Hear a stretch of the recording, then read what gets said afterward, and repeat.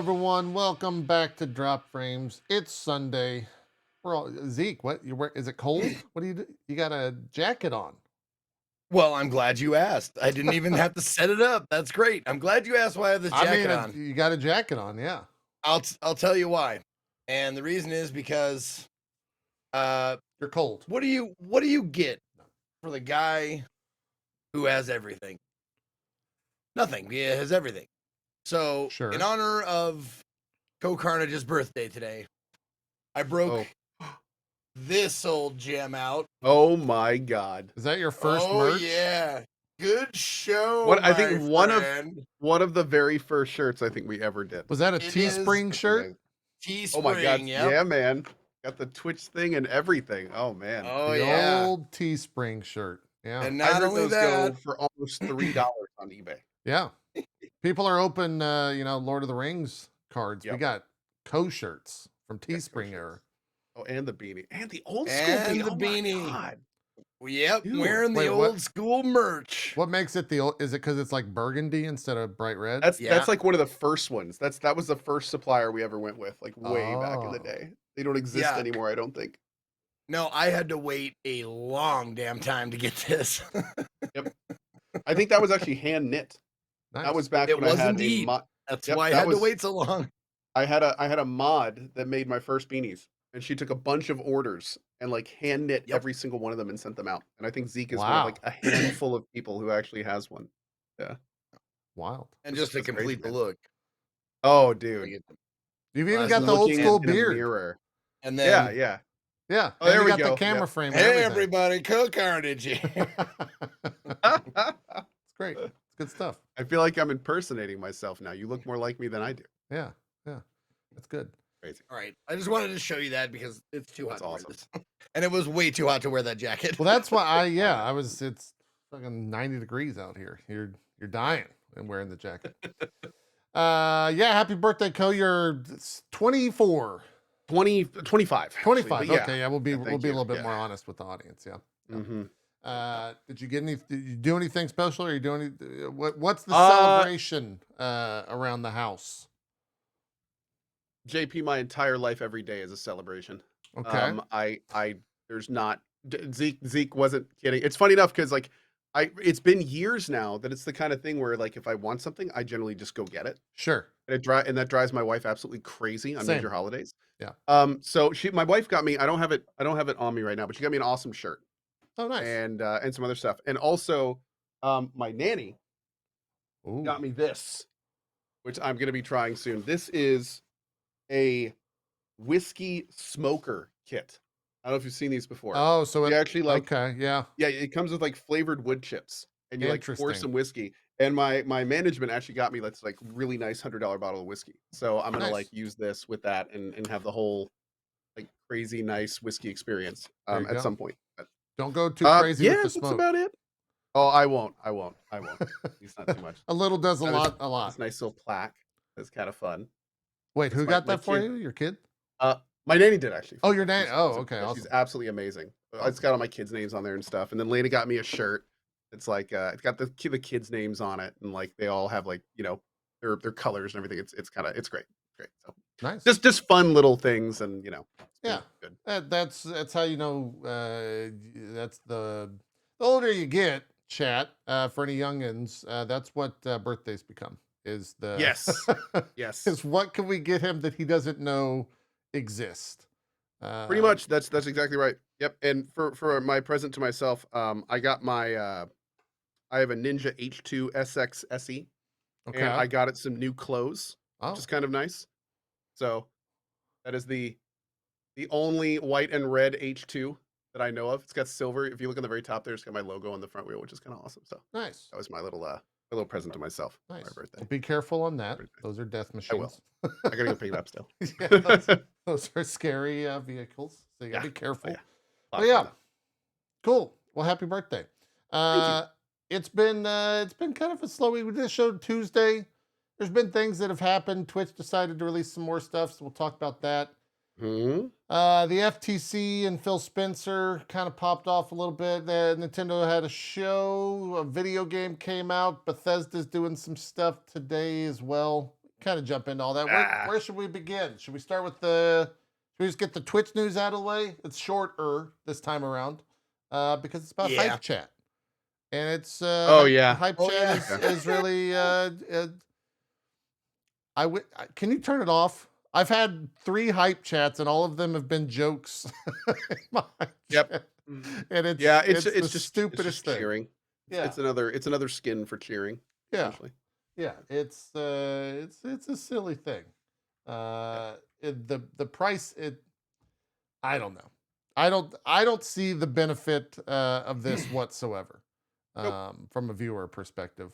I don't know why. I can't even think of a message to pin. It's the exact same feedback that I had for bits, which is like, you're still taking 30%, man. Sure. Like, this is like, it's not it's crazy. It's crazy. It was crazy then. It's been crazy since, and it's crazy now. To think that that's like a valid, okay thing to do. Yeah. Like it's unbelievable. Yeah. And it's actually, funny enough, it's not 70-30. It's actually 70-30 plus, because there's a 5% fee, and then there could be additional fees on top of that, which are all removed before. Oh, it all happens before. Okay. That was the big kerfuffle that I saw, was the, I don't know what the fuck, ticket places call it a convenience fee or whatever, but like Twitch takes 5% right off the bat, and then the 70-30 split happens. And the big thing is that YouTube has been doing this for years, and they cover that 5% or whatever that is. Oh, yeah. Got it. Okay. Yep. So yeah, it remains. And the thing is, like, as far as like supporting a streamer goes, like the splits are I think as follows: tips through like PayPal or third party, because those are the percentage that they take is the smallest. And then like Patreon is really good. Like their split is pretty small. Yeah. And then it's bits, which means the streamer gets all of it, but you pay the fee on before you buy them. So like if you want to buy 100 bits, it's like 100 and the 100 bits is like ridiculous, like 130. It's like $1.30 for 100 bits, which is basically $1.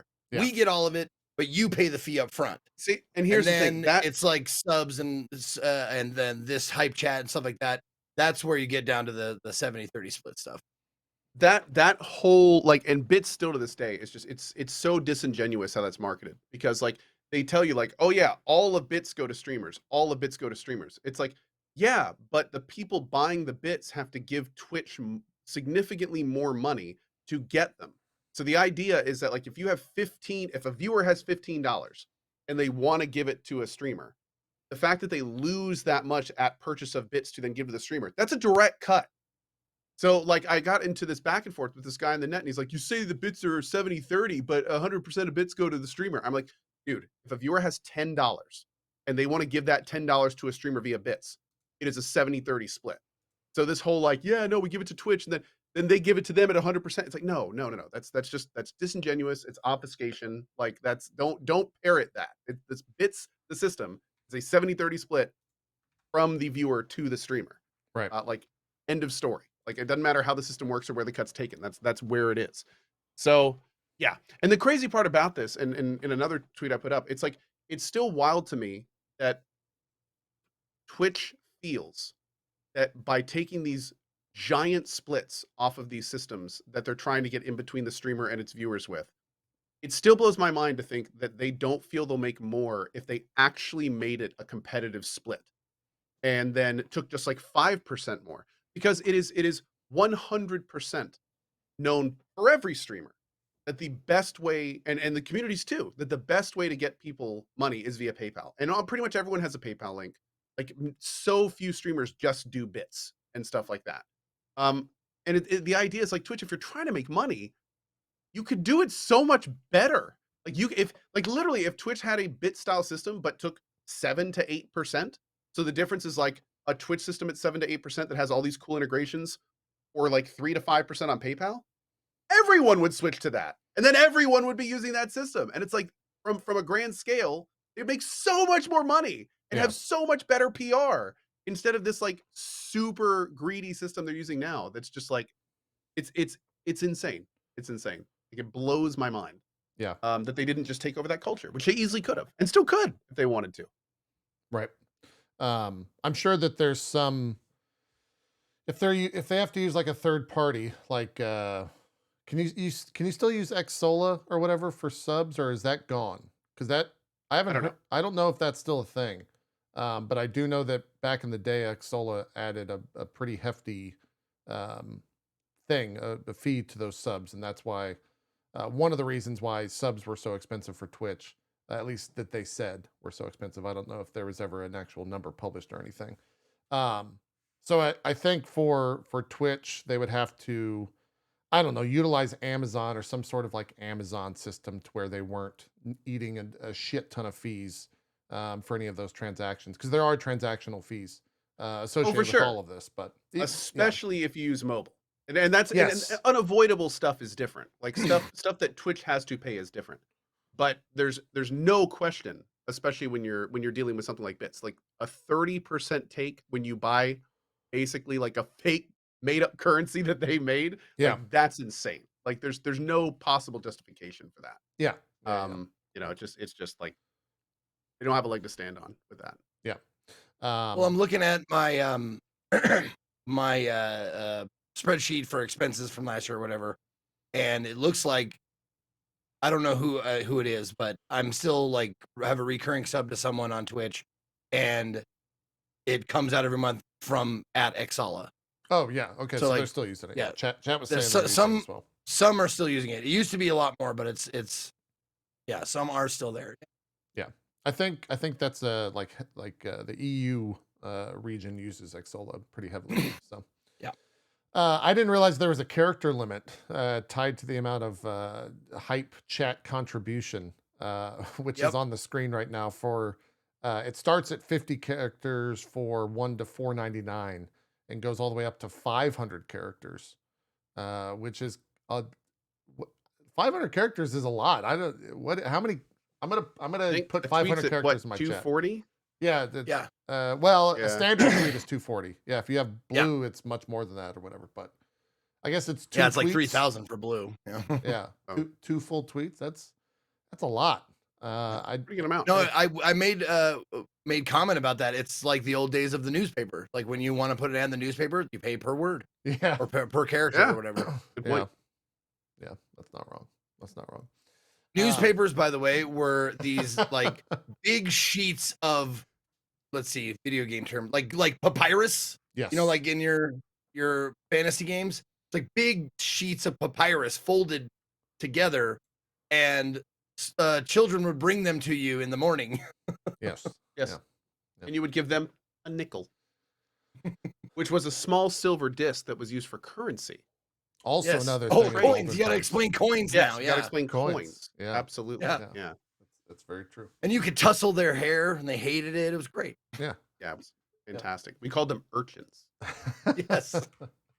Yeah, I didn't see a single positive thing about hype chat. I feel like that was just a universal wash on like sentiment amongst streamers and viewers as well. I didn't see a single viewer that was hype about it. It's kind of silly. It's going to be one of those things that people with, you know, extra money and time on their hands use as a joke. Yeah. Which is again what happens in my chat.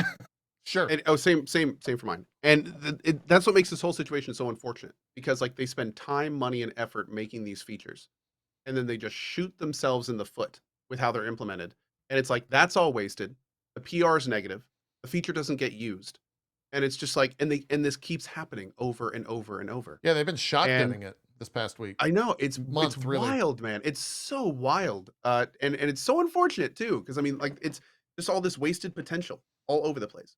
Like, can you imagine if they would have announced a hype chat thing and then been like, yeah, it's a 90-10. I know me and most streamers would be like, wait, what? you like, can do that math? You have that math? Yeah, like excuse me? Like, well, I'm only responding to hype cats moving forward. Like, oh my Lord, dude. Like, and that would be so much goodwill. They'd make so much money. People would actually use it. and the overhead for that is very low. Like, it seems like an easy win for them to do. Like, yes, you get this much, you get a huge cut, even if it was 80%. You know, something. Oh, something. Yeah, I know. Just like it's one of those situations where it's just like, give us a bone, man. Like, come on, dude. Like you just fried the sub split. You're taking 70% of the tips that people are getting. Yeah, it's no streamer in their right mind would ever recommend bits or that other stuff over like a PayPal thing. Like it's just it doesn't make sense. It doesn't make any sense. Zenflux in my chat says due to regional pricing, you can spend the equivalent of 6 USD in a currency like Philippine pesos to get the same pin time that you normally need to spend $300 plus USD in a chat. So that's kind of cool too, I guess. Right. Wow. That's a thing. Okay. I suppose. Yeah. So I don't know. Maybe Twitch's thinking is like that's where it's going to get use is in that in that regional stream instead of the I don't know. I'm trying to like think of where they thought it would be a sure win, and I don't got anything. I don't have anything. I don't know, man. It's a weird one. It's a weird one for sure. They have been like shotgunning out different things that for a while there they were doing like so many of those tests, and now all those tests are just like, yeah, we didn't change anything. Here's the product. We've had this one cooking for a while, and we're okay with it. Here you go. And they're pushing it out. What else have they tested that like didn't have? I can't think of anything off the top of my head that they've tested but didn't actually implement after the initial testing. Front page stuff where you could pay for streamers to be in the front page. Oh, right. You can like the boosting. That's what it's called. Yeah. That was like a whole infrastructure. Like I don't know if, and that's the kind of thing they were so backpedally with it. Like they would put something out and then a huge pushback and then do it a little bit and then it would mysteriously disappear and then at one point somebody noticed it was back and then it was like I don't even know the state of it now. Like I don't even know if it's on or not. I don't think you can boost channels anymore. Yeah. But I mean, judging from that, like just think about all the resources that went into that and all the negative PR they accrued from it, all for absolutely nothing. Yeah. Yeah. Absolutely nothing. Yeah. Yeah. Like there's also and then of course the people who actually paid for the boosting found out that it did like nothing.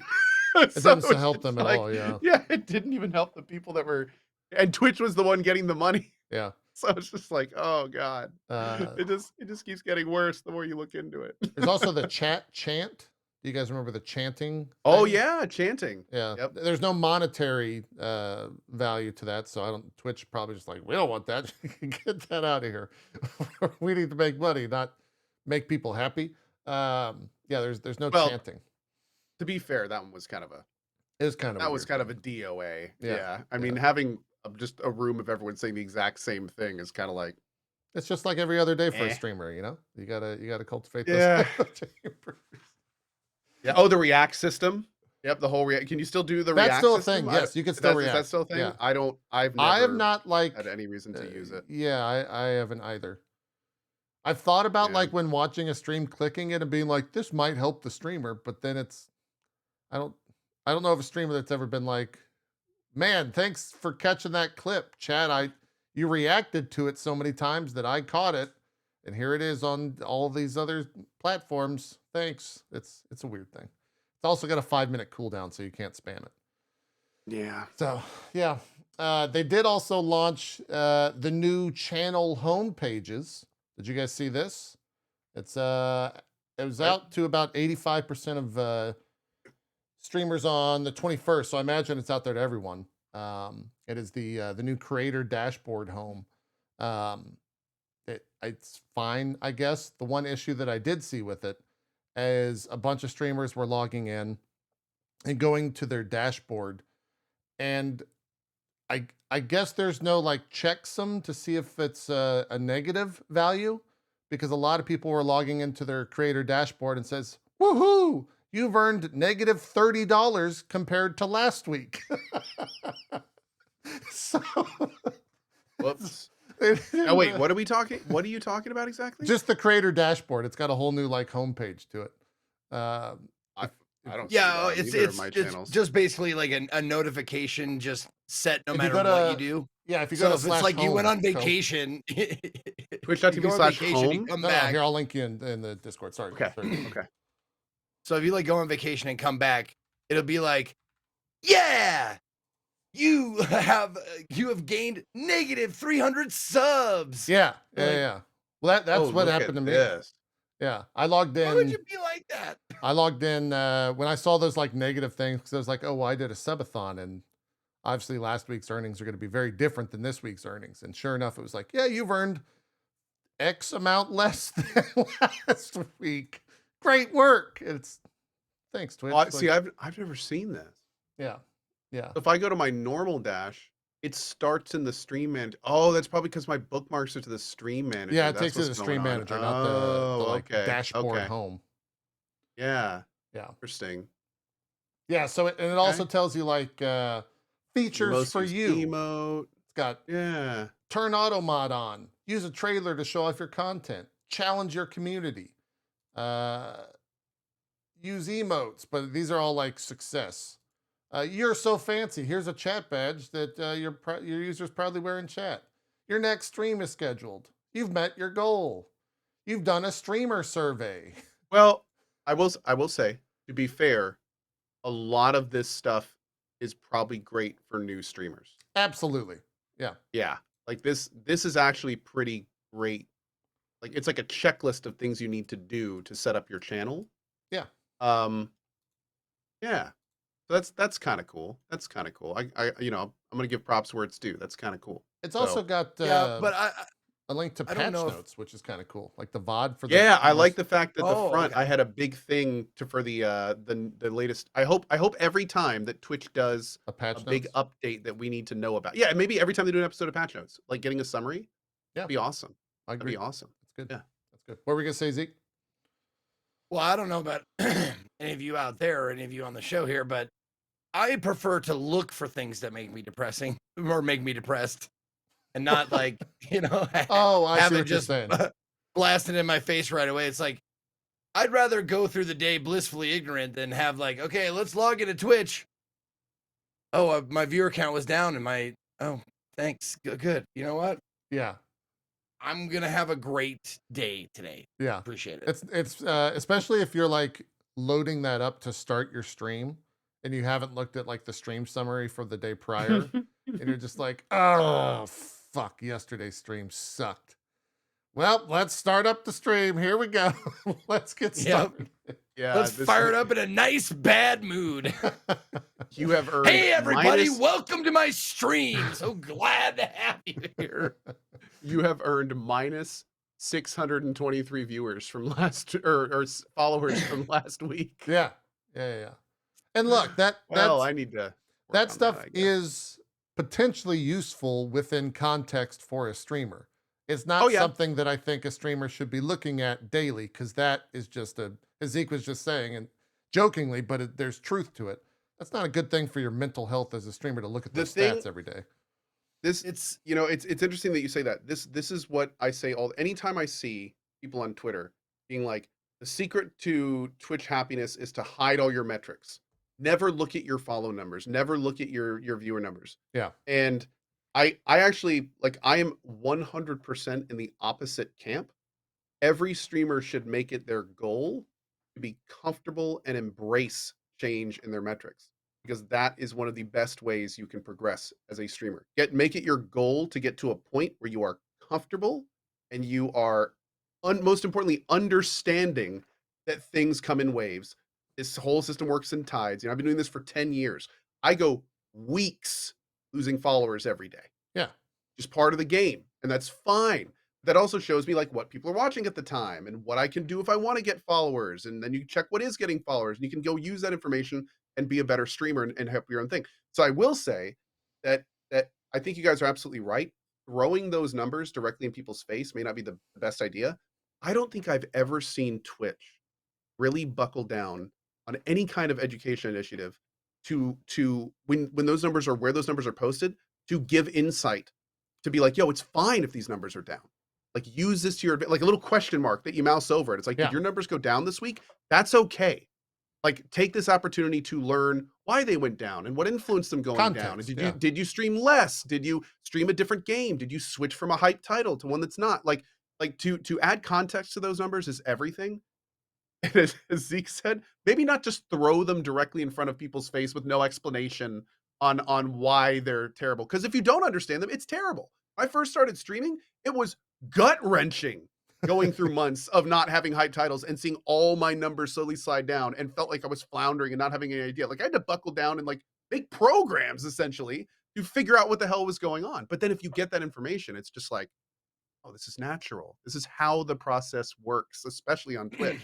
So yeah, it would be really cool.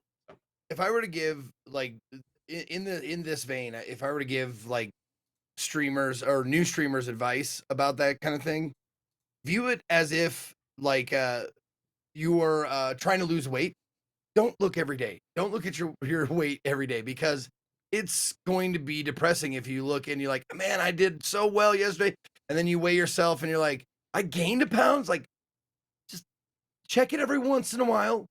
Just make sure you're like on an upward trajectory, but like don't check every day, because it's like checking the stock market every day, you know?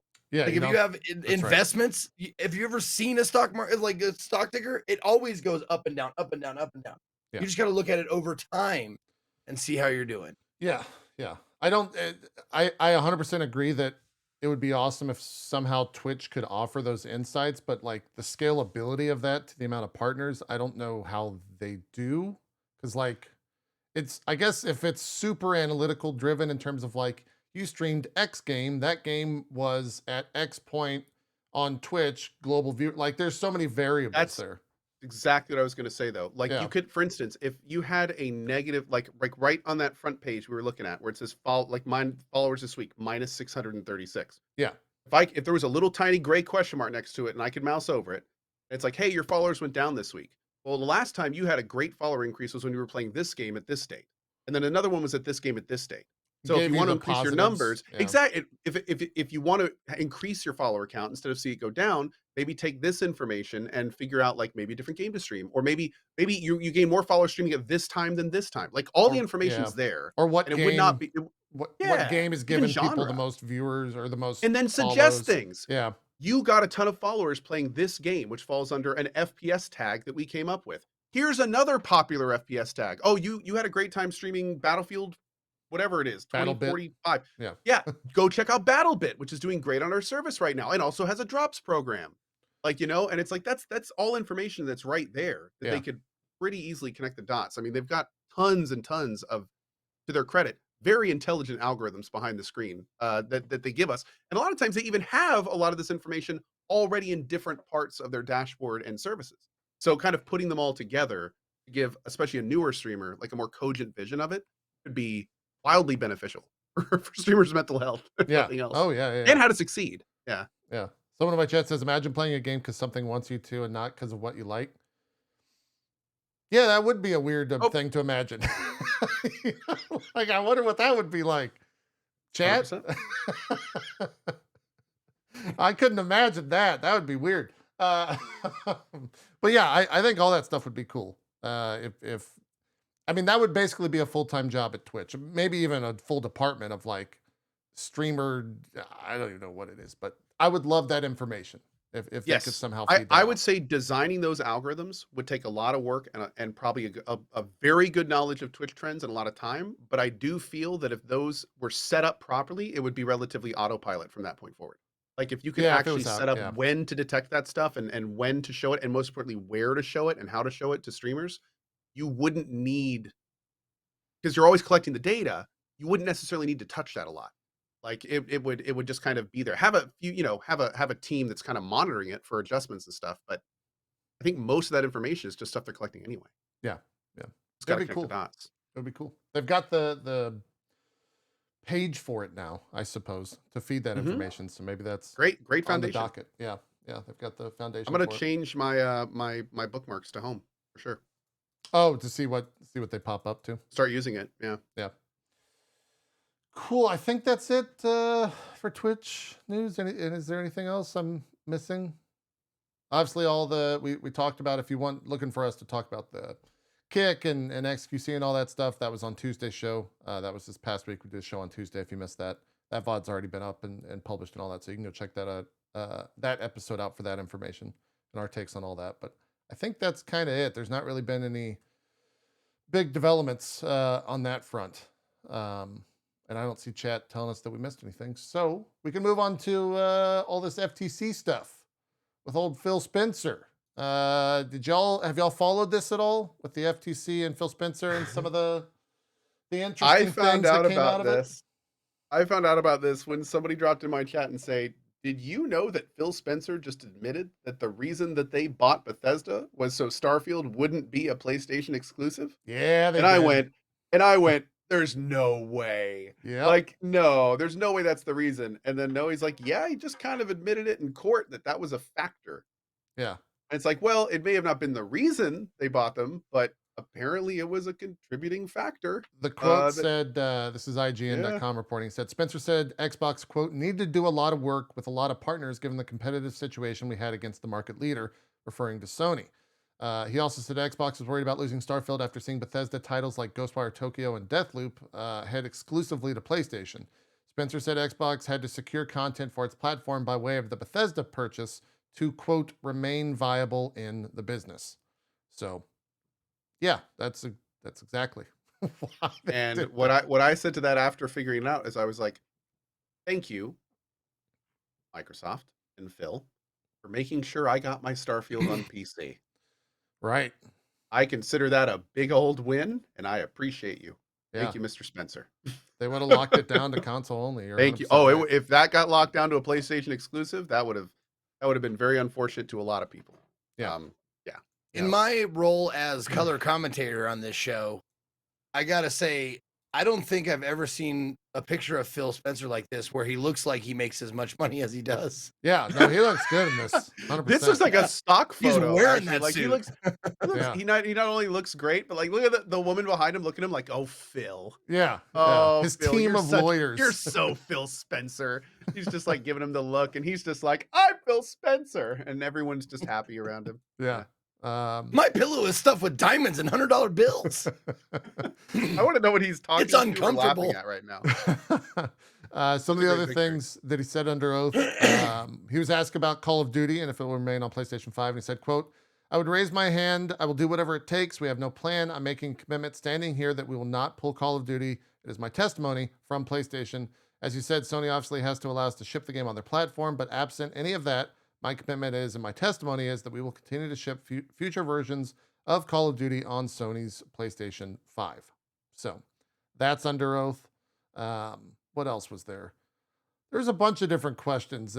Some of the headlines were also like so wild that I think they were inaccurate at some points, and some were not reported as much. But there's a lot of interesting things. They were also talked about by the FTC's lawyer about how acquiring something works, or how acquisitions work. And he responded and said, quote, no, when you acquire something, it's not a payment. It's like when you buy a house, you're buying an asset that has value, so it's really a transfer of cash into an asset called activation that you believe retains the value that you acquired. Quote, so to try and characterize the 70 billion as somehow spent is incorrect. Financially, it's really moving 70 billion in cash into an asset, which is a game publisher that to us is actually worth more than 70 billion, so it's not spent. So not that much, just some interesting quotes coming out JP, of all that. While you have that image up, I sent you another image. I want you to replace this one with that. Okay, hold on. I gotta do this to grab your image, but I could. Okay. Yeah, hold on. Someone in Cohh's chat said, "There's a meme about that picture," and I was like, "Oh, let me look it up." And there it is, and it's pretty good. Yeah, hold on. I'll set it up for you so it looks okay. Proper. Okay, that looks proper. Here you go. So you do this. Whoops. There you go. Pretty good.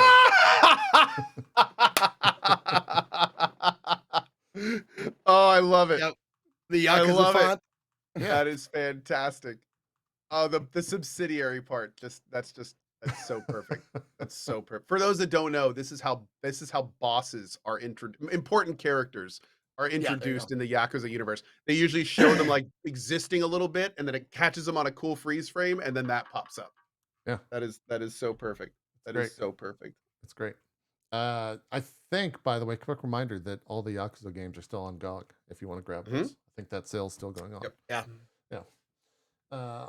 So that all happened. I don't know if he's expected to return to court this week or what the next like proceedings are for all of that, but that's got to be soon, right? That they make their full ruling on all of that stuff. Yeah, it's looking more and more like it's not going to happen, man. Really? You think that's where it's trending? It's just there's so many bumps in the road, dude. I mean, it's going to get to a point where you're going to have to decide. Like, I'm sure for them, it's going to be worth it for how much they can get out of it. And it's a massive deal, obviously, but they're fighting uphill right now. I mean, they're paddling upstream, as it were. There you go. We'll see, man. We'll see. It'll definitely be big news when it I like Xbox, and I like what they've done for a lot of the companies they brought under their wing. But I have to say, I'm still not jazzed about that much. I don't think it's the best thing. Yeah, I don't think it's the necessarily best thing for consumers, like with that kind of deal. So we'll see. Yeah, we will see. The other thing that happened, well, before we jump away, did y'all see this Bethesda stuff that happened this morning?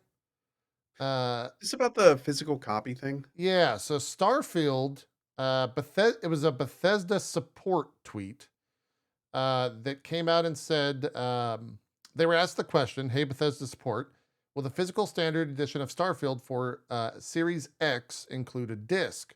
And Bethesda support this morning at 8:41 a.m. Said, "Hello, all physical editions include a code for the chosen platform. There are no physical disc." This tweet has now been deleted, and there's a Bethesda Espanol Twitter account that has a response to it that says, "Hi, there are no discs. It's a digital download as well." And I think that's still up, but it's now created confusion amongst the fan base and really just gamers in general on if it's going to have a fucking digital copy or a physical copy. That was 3 hours ago. So I have not seen any other reporting. I'm sure Bethesda will get out there tomorrow and put out a statement about it. But yeah, a little confusing. Maybe even more confusing that they deleted the tweet.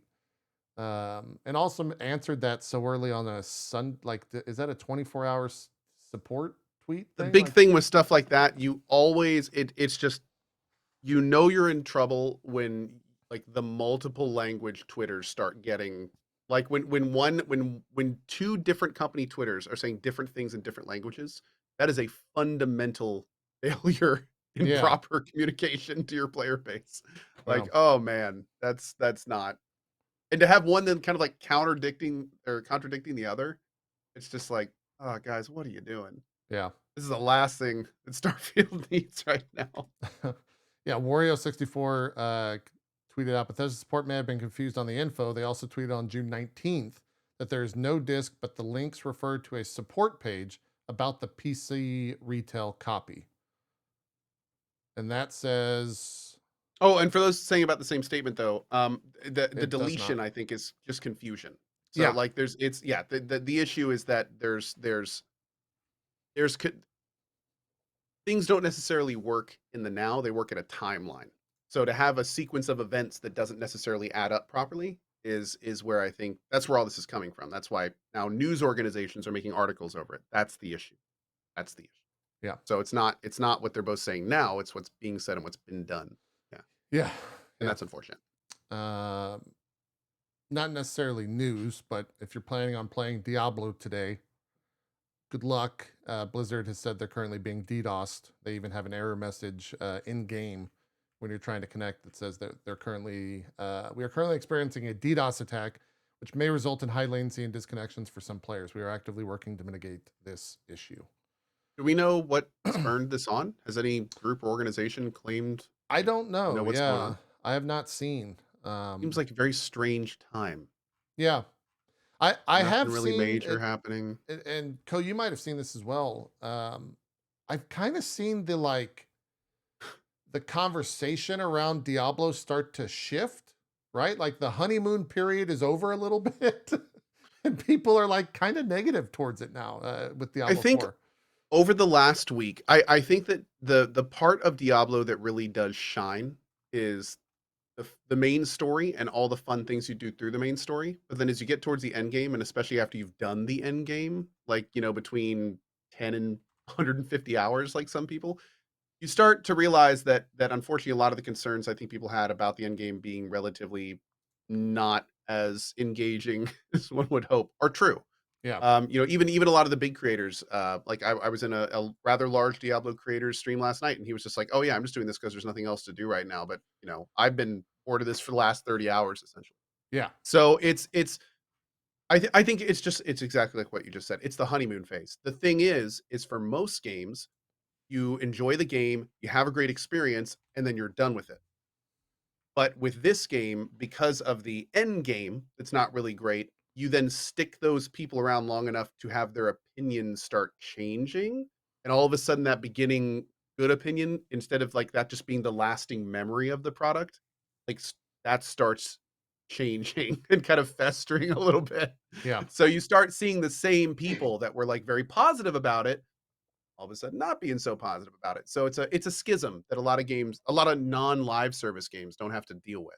Right. But unfortunately, that's the risk you take when you know that's it's 100% on them. I mean, they wanted to make a game that they wanted people to be playing for hundreds of hours, and frankly, they didn't give like a huge amount of variance in those hundreds of hours, and not a lot of people like it. And they're kind of, you know, just like me, and I think you too. It's kind of like, cool, season one, Let's play it. Yeah. like Yeah. let's you know, I'm just pretty much not going to touch it until season one, and hopefully it'll be good. And if it's not, then you know we'll just find something else to play. But yeah, we'll see, man. I will agree that it's a different feel, different feel. Right. Um, yeah, It's very reminiscent of how PoE leagues come out after that like first 2 or 3 week period where it's like, cool, I got what I wanted out of this. I put in, you know, the 100x hours that I did, and now I feel like the people are experiencing that don't put in 100 hours in a week for one yeah, video game because it's and been out for a month now at this point. and it's Um, interesting because PoE has started to exemplify that, and it's almost like every league we see it more and more, where it's like there's like this baseline 10%, and then like it explodes up to like 90+% for like a week, and then it just plummets again, like completely plummets. And we've seen this happen with PoE over and over, every 3 months, every 3 to 5 months, essentially, it's been happening for PoE. yeah, And now we're just witnessing it in Diablo. I feel like a lot of PoE players are kind of going through that exact same feeling with Diablo right now. I agree. So you know, yeah, There was a the class designer, lead class designer for Diablo 4 at Blizzard Entertainment put out a tweet about the 6 rarest unique items in the game. They can only drop from level 85 plus enemies. You can get them anywhere. You can get a regular unique, and they always drop at 820 eye power. There's 6 of them in the game, and they're really rare. I think I know that the helmet, the Harlequin crest, there's only 2 known drops in the entire player base at this point. So they're like crazy rare.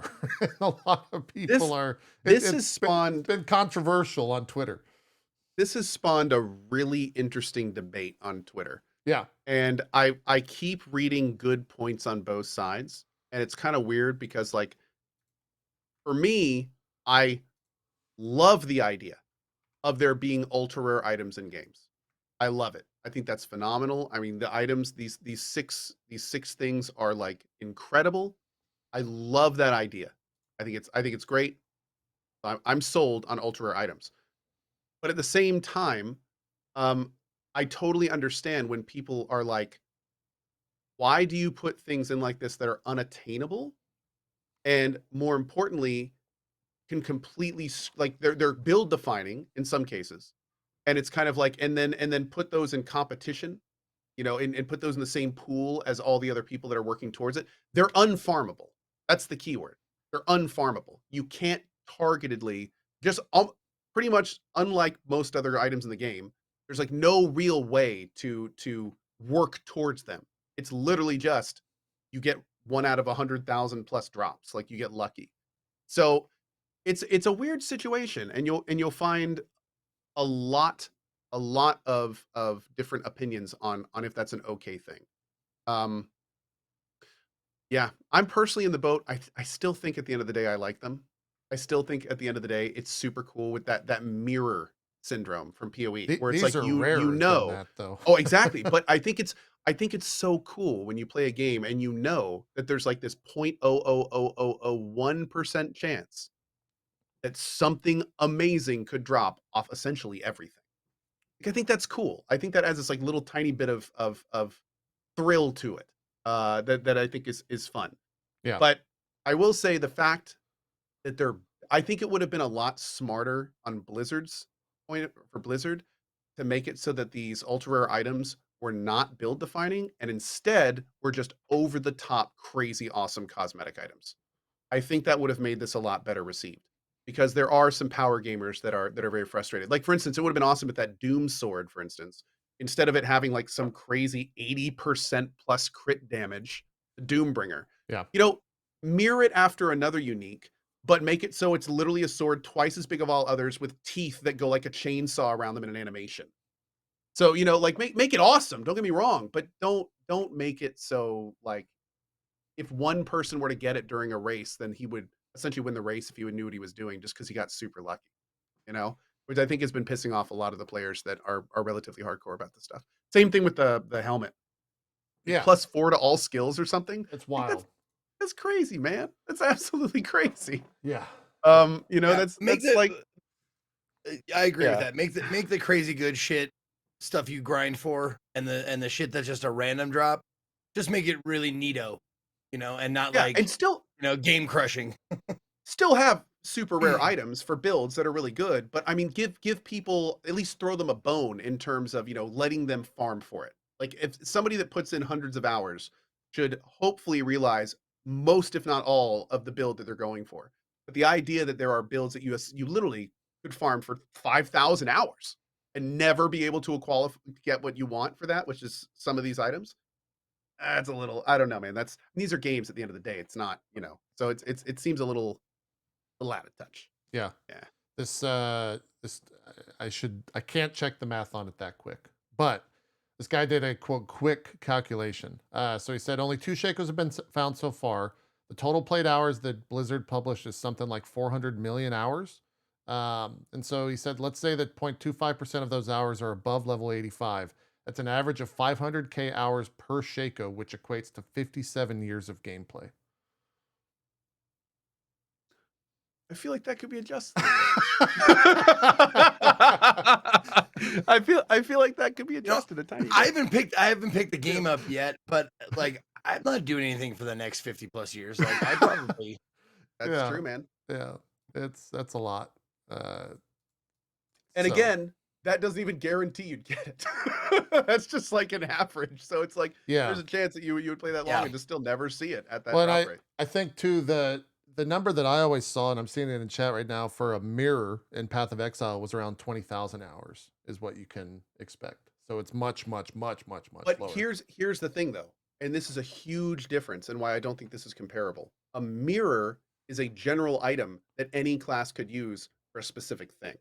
Sure. So if those are like it's also specific tradable items, yeah, which is another big thing as well. So I feel like the mirror, I have seen a lot of people comparing these ultra rares to mirrors in PoE. I don't think it's the same thing. Like it'd be different if it was like 6 items that any class could use, and there's too many differences about it to parallel those. I feel like. Yeah.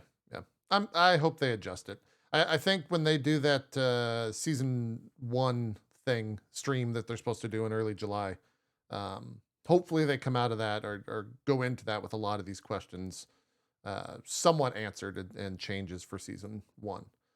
And I'm very curious to see what happens for season 1 if they do have the big return to Diablo 4 for the community, or if it's kind of just I don't know if there's enough time between launch and season 1 for like the normies, the people that aren't grinding 100 hours a week or 100 hours that first week to be excited about again. I've seen so many people say like, I hit 80. I'm good. I'm going to put the game down for a while. There's a lot of other stuff I want to play right now. I'm not going to even get return 80. to it. Yeah. I did a lot of them, maybe 50, 60 is a better number. I finished the story. What's the average for finishing the story? Average level? 50-ish, probably. 50, 60-ish. Oh, really? Okay. Yeah. Something like that. They did say last Fireside at the, I think it was Pez, the community manager, said that the majority of the people in the game haven't finished the campaign yet. Like a large majority of the player base have not finished it yet. So, yeah, we'll see.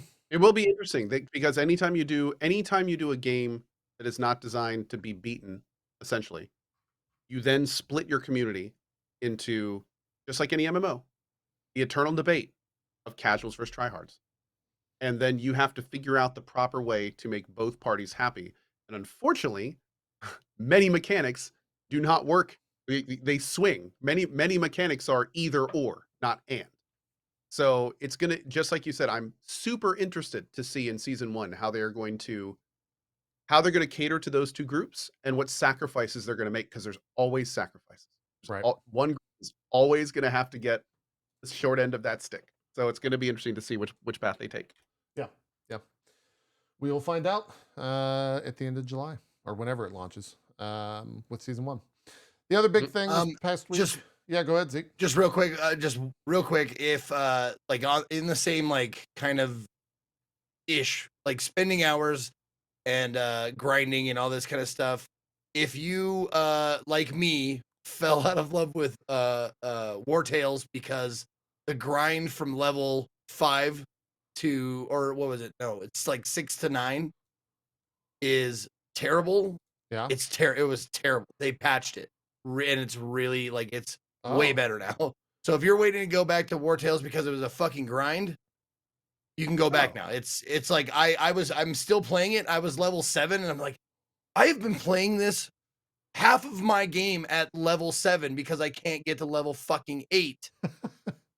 It's spent half the game going 1, 2, 3, 4, 5, 6, and then the other half is at 7.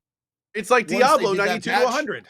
Yeah, once I did that patch and they updated it, like almost all of my squad went immediately up to level 8. So it's retroactive on the save. 9. Yep, that's cool. That's cool. Fun. Yeah. So yeah, but you do, like, when I logged in, it was like I was already over the threshold for level 8. You have to earn 1 experience point at somewhere. Yeah. So you got to earn like a battle experience or something like that. So do a little teeny weeny battle, and then everybody levels up at once. Cool. What is max level in that? I don't know if there is a max level, but I think people are saying like 12 to something like that. I think I'm not positive. Okay. Dang. Yeah, 12.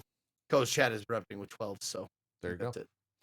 Yeah, it was really stupid. Like, it was just ridiculously the ridiculous amount of hours it took to get up to level 7 and then get to level 8. It was just fucking stupid, like a crazy jump. So yeah, they fixed that. Yeah. The other big thing that happened this past week was the Nintendo Direct. I watched it. I think Cohh, you ended up watching it, right? I did.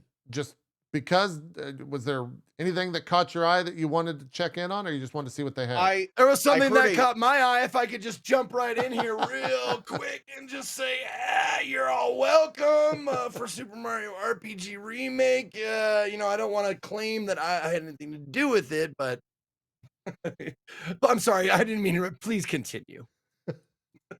I was going to say thank you, Zeke, but I see he took care of that. Okay. He did, yeah. Very humble. He's very humble. Yes, hashtag humble. Yeah. So yeah, no, I think that I basically it's funny because it was like a loading bar. I started, the first person that asked me that day, hey, watching Nintendo Direct today? Nah. 20th person. I mean, I don't think so. 100th person. Oh, okay. Do you want to see it? 200th person. Yes. We were watching the Nintendo Direct today. Fine. So I heard during the course of the morning that there was like a potential Chrono Trigger remake, and I was like, that alone may be worth it. So we checked it out, and sure enough, I mean, I'm not a big Nintendo guy, but I have to say, it was a good show. Like the pace was quick. It was just gameplay. The announcers were on it. They had this snap thing that made me crack with electricity every time they did it. So like this guy's better though. Oh my The guy God. on the right that holds his finger, like he's better. He's a better snapper. Yeah, it was great. It is what it is. You know, there's Super Mario RPG remake, cool. But honestly, for me, I'm a little bit more hyped for that Star Ocean remake. Star Ocean Star Ocean 2 was a game that I played when I was younger. It was one of my first big JRPGs. I remember it vividly. I also remember getting stuck at a part of it because it was too difficult and not being able to beat it. So and because I was young when I played it. So I'm now kind of wondering, like, maybe this is time for me to go back. Like I'm considering doing like a cozy playthrough of the new Star Ocean remake. And yeah, dude, I'd like that. That one was, yeah. Oh God, it looks so good, and it's like fully voice acted now, and like, yeah, it looks awesome. It actually looks awesome. Yeah, they showed a lot. Let me check it out. Apparently out of mechanics too, which is kind of fun. Nice. Yeah, they announced the new 2D Super Mario Bros. That was the big meme. Yeah, that looked fun too. Yeah. These games are the 2D Mario Brothers are fun. What is it, like tripping on shrooms or something? I don't remember the subtitle, but it's called Wonder. Yeah. It's man, I feel like that's where the Mario brand has just gone. It's like, all right, guys, we're gonna do some more. This time we've got a new line of drugs. Okay, let's see what we got here. What if Mario was an elephant? Yeah, really. It's oh my Lord, man. That's how it really is all over the place. But it looks great. It looks like Super Mario, like from the Super Nintendo kind of stuff. It looks phenomenal. It's like a lot of fun. It'll be super fun. That like Super Mario World is probably my favorite Mario of all of them.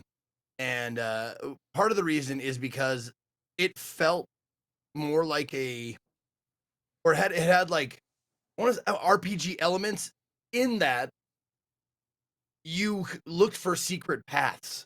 Like there were secret paths and once you found out, like whoever, like if you Nintendo Power or your friend told you, like, oh, you see those the map markers with the red? That means there's a secret path. You're like, are you fucking kidding me? And then you go through all of the levels looking for those secret paths. That was so much fun. That's what made it like a great, like my favorite Mario for sure. Sure, yeah. They showed some more Pikmin 4 stuff. I've never been are either of you guys ever played Pikmin? I've never been. Every time I see Pikmin, I just get nostalgic for Overlord. Okay, yeah. That makes sense. Every time I see Pikmin, I think mediocre Smash fighter. Smash? Oh, okay. I see what you're saying. Yeah. Gotcha. I mean, for me personally, like I see what you're saying. Yeah. Not one of my favorites. If I do the random selection, I'm like, Pikmin, I'm like, or Olimar, I'm like, Olimar, yeah. All right. Yeah. The Splatfest segment was real weird. If you want to go back and just the ice cream thing, Splatoon 3 Splatfest, where they just said splat a bunch of weird. I can't wait to splat, I think was a line. There you go. The ice cream thing. The ice cream thing where you can go and vote on your ice cream. Yeah, that was strange. I'm trying to think. Also, people love it though. People love that game. Oh, it's basically COD in Japan. Like it's the biggest FPS. It sells like 3-4 million copies in Japan. Batman showed up there, the full Batman trilogy. That was really strange. That was really tough. Has that never been on Switch? I guess not. That's funny. I don't know. The line takeaway that I had from that is, how is it that Nintendo could make a 10-year-old game look worse than when it came out? Yeah. Like, oh man. Yeah, it's kind of strange. It's that there are lots of fantastic games that you could port to Switch. This is not one of them. Yeah. It's also, my first thing was like, wait, is this the cloud version? Because that's something that Nintendo does, and this is apparently running natively on the Switch. So it is what it is, I suppose. Zeke, here's your Metal Gear, by the way. The Metal Gear Master Collection. Okay. That's not a you're welcome, because Metal Gear has been through so many remasters, re-releases, shit like that. So I can't really claim responsibility. I'll just say you're and call it good. Okay. All right. And then this was also pretty fun. The WarioWare Move It game. If you've never played WarioWare games, those are a lot of fun before. In terms of just the old titles. Yeah, this one looked wild. Yeah. It's going back to the whole like Nintendo on drugs thing. Like some of those mini games, it's just like how did you come up with this? Yeah. Like they're great. They look fun. It looks fun. It looks super fun. Like that looks great. That's right. You gotta wipe your back. You're a turtle. You got to do the Mario slide from Mario 64. I don't know what's going on there. It didn't say if it was online. That was what I would want from this, is for it to be online. But I think it has local co-op, and that's it. I can already see TVs being broken there from shaking that violently. There's definitely some Joy-Cons. Local co-op. I mean, how many people have 3 in-person friends anymore? I know. Yeah, it's a little wild. Got me, dude. Anyways, that's the Nintendo Switch Direct. That was kind of their big E3 Summer Game Fest annual game thing, where they're going to share all that stuff. Most of those titles, I think, were for the end of this year. So that's kind of what Nintendo's got cooking. We didn't get any Zelda DLC, which people, I think, were considering was going to be there. Honestly, I'm not surprised at that at all. I mean, the game is still wildly popular. Yeah, like, I bet you, and they do have other fun stuff coming down the pipeline. So giving that stuff the spotlight, especially with a new Mario, like classic style Mario around the corner. Yeah, I could see them waiting for a bit for that. Yeah, they mentioned they're in no rush. Yeah, they mentioned new amiibos for Zelda and Ganondorf are planned for this holiday, and I'm sure those will sell out immediately.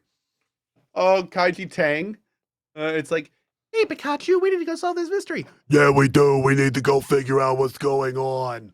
Just like, what? Pika, get me my coffee. I was like, you're talking about Detective Pikachu, yeah. Yeah, dude. Oh my, I was not prepared for that. That should be your voice from now on, though, Cohh. I gotta say. Like this, wait, with forever. That one? It's great. I love it. Zeke, I like your beard. Sounds like the Monsters Inc. That sounds like a friend I want to have. Yeah. The Monsters Inc. secretary. That's what it sounds like. But seriously, it's like it sounded at any point like he was just gonna be like, hey, what was your name again, kid? You want to like go to a strip club or something? Get some beer? I don't know. All the mystery. A little weird, for sure. It's a little weird. Yeah. The whole thing was a little weird. I didn't. No, it wasn't ProZD. Okay, funny enough, so many people tweeted ProZD that they thought it was him. That he puts a tweet up and he's like, "Not every deep voice is me." No, it's Kaiji Tang, who was the guy that that is Kasuga from Like a Dragon. Yakuza Like a Dragon. It's Got Kaiji it. Tang. Okay, yeah. When he said that, I didn't know what the fuck you were saying, and I was just like, "Well, Chad seems to recognize what they're saying." He's Kasuga, yeah, from Yakuza Like a Dragon. I see. So I see. Yeah. Cool. And then that's kind of it for news and all that stuff. We could talk. Yeah, Zeke, let's check in with you. Unless Coh's got something. What are we gonna say? It's a little interesting thing. Real quick. So there is I guess you call him like an esports indie commentary guy. His name is Jake Sucky. I feel bad saying that. I don't think I'm saying his name. Is it just Jake Sucky? Okay. Yeah. Anyway, he had a couple interviews. One with Dan Clancy, CEO of Twitch, and then another with Eddie something, but one of the guys from Stake that runs Kick. And I gotta say, he asked him one question, and I really wish he had asked him a follow-up, but he asked him one question that definitely caught me by surprise. And that question was, so basically, obviously you're going to start like advertising Stake and doing Stake stuff on Kick, right? And the guy that runs Stake goes, no, we aren't. Like, we understand that there would be so much of a backlash if we were to start advertising Stake, and Stake is already like wildly successful. So we don't see the need to do that. And you can mark my words now saying that you will not see any Stake advertisement on Kick. Ever. And I was, like, we're not doing that. Yeah. And I immediately was like, whoa, like that's because that throws this whole thing, like that throws a wrench in what most folks are saying about Kick, because they still don't, and here's the thing. I wanted the follow-up question to be, okay, well, if that's the case, you're losing money every single day. Why are you still paying for this platform? like what is your end goal if you're not going to use it to prop up Stake, and you don't have other advertisers and you have crazy splits? Like, what is the end goal? If it's because you're not going to make money with what you're doing, you're losing money every day. What are you going to do? And I looked through the interview. I don't think any question was like that was asked. Any But I will follow-up? say that that's a relatively large piece of the whole Kick puzzle. Like I know I speak for many when I thought that Kick was going to be used as essentially an advertising platform for the company that bought it, and now the owner is pledging it's not. So that's interesting. I gotta say, like that's interesting. I wonder if there's like something else behind the scenes that they're going to drop, and that's like kind of a big deal. Yeah, and I do see a lot of people saying that it doesn't mean that streamers won't advertise it and stuff like that. But again, I mean, I think lots of people thought that it was going to essentially become a gambling advertisement platform. That's why a lot of people thought Kick was made, Yeah. essentially. I mean, And now one of the owners is claiming that that is never going to happen. yeah. So that's like, okay, well then what's it really for? If you go to like let's the Kick category right now, slots is ahead yes. by everything else. So maybe they don't Now, have if you to. click on it, though, it's probably just because the people, yeah, is that Roshton's at the top, who's one of the people that had to leave Twitch because he was doing stake gambling. And then, like, I don't know if stake is like actually paying these people to do it. He's always been a huge gambler and he's always gotten 5-figure viewers. So if he wasn't there, he'd probably be on Twitch if he wanted to, but they won't let him anymore because of the stuff he does. Yeah. So it's just, again, it's an interesting, for people that are following this stuff along, the answer to that question was definitely something that should have perked an ear up and been like, okay, so the next step is, what is Kick for? Like you have just like, that's what a lot of people thought Kick was for. You're saying it's not for that. What is it for? It's not to make money because you're not making money. so what is it for? What's your secret? What you're going in a direction that nobody knows. Where is that going? And especially for people, not me, I'm a signed Twitch streamer, but I know a lot of people these days are like, should I move to Kick? Should I move somewhere with a better split? They kind of need to know, what the future hope, is. I hope Kick is thinking like, we kind of need to tell these people what we're going to be doing so they can make an informed decision, essentially, that could affect their livelihood. Right. So yeah, we'll see. Oh, and for people talking, I see a lot of people saying, what is Stake? Stake is an unregulated gambling website that was at the center of a huge kerfluffle because they got banned off Twitch. Twitch allows gambling, but the stuff that Stake does is what's considered unregulated, which has a whole bunch of connotations with it. But the TLDR is it's a giant gambling website that does things differently than other gambling websites, which is why Twitch allows some gambling on their platform, but not Stake. So Stake said, well, screw you then. We're going to go make our own streaming platform. And that's what Kick is. It is a 100% gambling website funded platform, which is copy pasted Twitch. And for the last 6 months, we've just seen them. Six months? Has it been 6 months? I don't know how long. Something like but that, for the yeah. last little bit, they have been making the news in various different ways. Their latest way being paying $100 million for XQC to go to their platform. Yeah. They also have a is it a minimum wage for streamers, or it's $16 an hour for streamers or something like that? If you stream They've on the got platform, the big sub split thing, and then they have that 90-10 secondary sub-split. Yeah. Yeah. They've got a secondary thing where I think if you meet a certain amount of viewers for a certain amount of hours per week, they will guarantee you money per hour. Got it. Okay. Yeah. Yeah. It's essentially making streaming your job if you meet metrics. Right.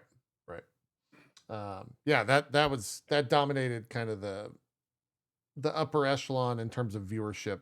Streams this past week was just was Kick versus Amazon. Which company is worse?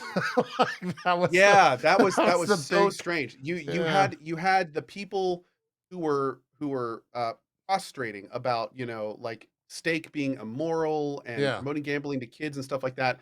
But then you had this other camp that's like, yeah, but you're saying Amazon's better. Yeah. Amazon. And then they would start getting at each other's throats. And it's kind of like neither are really companies you'd ever want to defend, So it's just like this weird, like it was a very awkward, strange thing to see. Seeing and Twitch even allows gambling. So it's like there was a lot of I tuned into one of the multi-stream debates that was happening with that. And viewership skyrocketed. I think they might have even hit 100,000 on XQCs. And then the conversation ended and he just went and streamed to Kick. And that was how it was kind of like, well, was that even a thing? Or was he just getting big viewership and then changing platforms? Cause I don't know. The whole thing is just bizarre. If for him to stream as much as he does after getting 100 million is wild to me. Like 10+ hour days without a day off at all. It's like, yeah, I'm just gonna keep streaming. Whatever. It's a strange thing. I don't really have any other takes on it apart from that. It was a weird week, and I think we'll continue. That conversation's not going anywhere.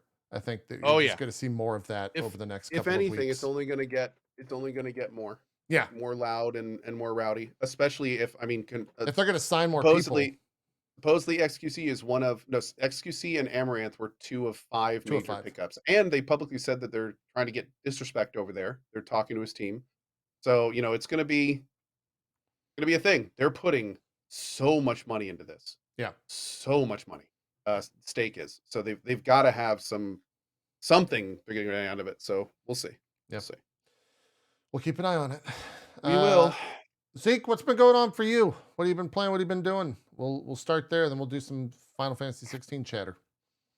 Dude, I have been for the last, save a couple of streams here and there, I've been doing nothing but fucking demos, man. I've played, I want to say like 30 at least demos, and I made a list of like my top 10.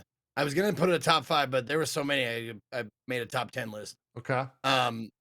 But yeah, I've just been playing demo after demo after demo, and seeing what's good. So like some of them are just like, it's Steam Next Fest and we had to put something out. So here's a map and you can jump. There you go. And you're like, oh, okay. This was a rush job. I get it. Okay, sounds good. I definitely played one demo that should not have been released. Yeah. Like, my God, dude. Which one was that? Yeah. I might have played it. Do you remember? Stray Souls. Oh, maybe. Wait, is Stray Soul? That's not the singing game, right? No, that's Stray Gods. Stray Gods. Oh, okay. Yeah. They had a demo. Yeah. Because I apparently my chat told me they had a demo a while ago, like last year or something, and I played that. That's why I skipped it this time. Of Stray Souls. Yeah. It was. There were just so many things about it that were just like, this is not ready. Like this, drawing board. And what's even weirder is a reputable publishing company was publishing people to play or sponsoring people to play the demo. Oof. And it's just like, it was very confusing and conflicting and weird. Well, there you go. Yeah.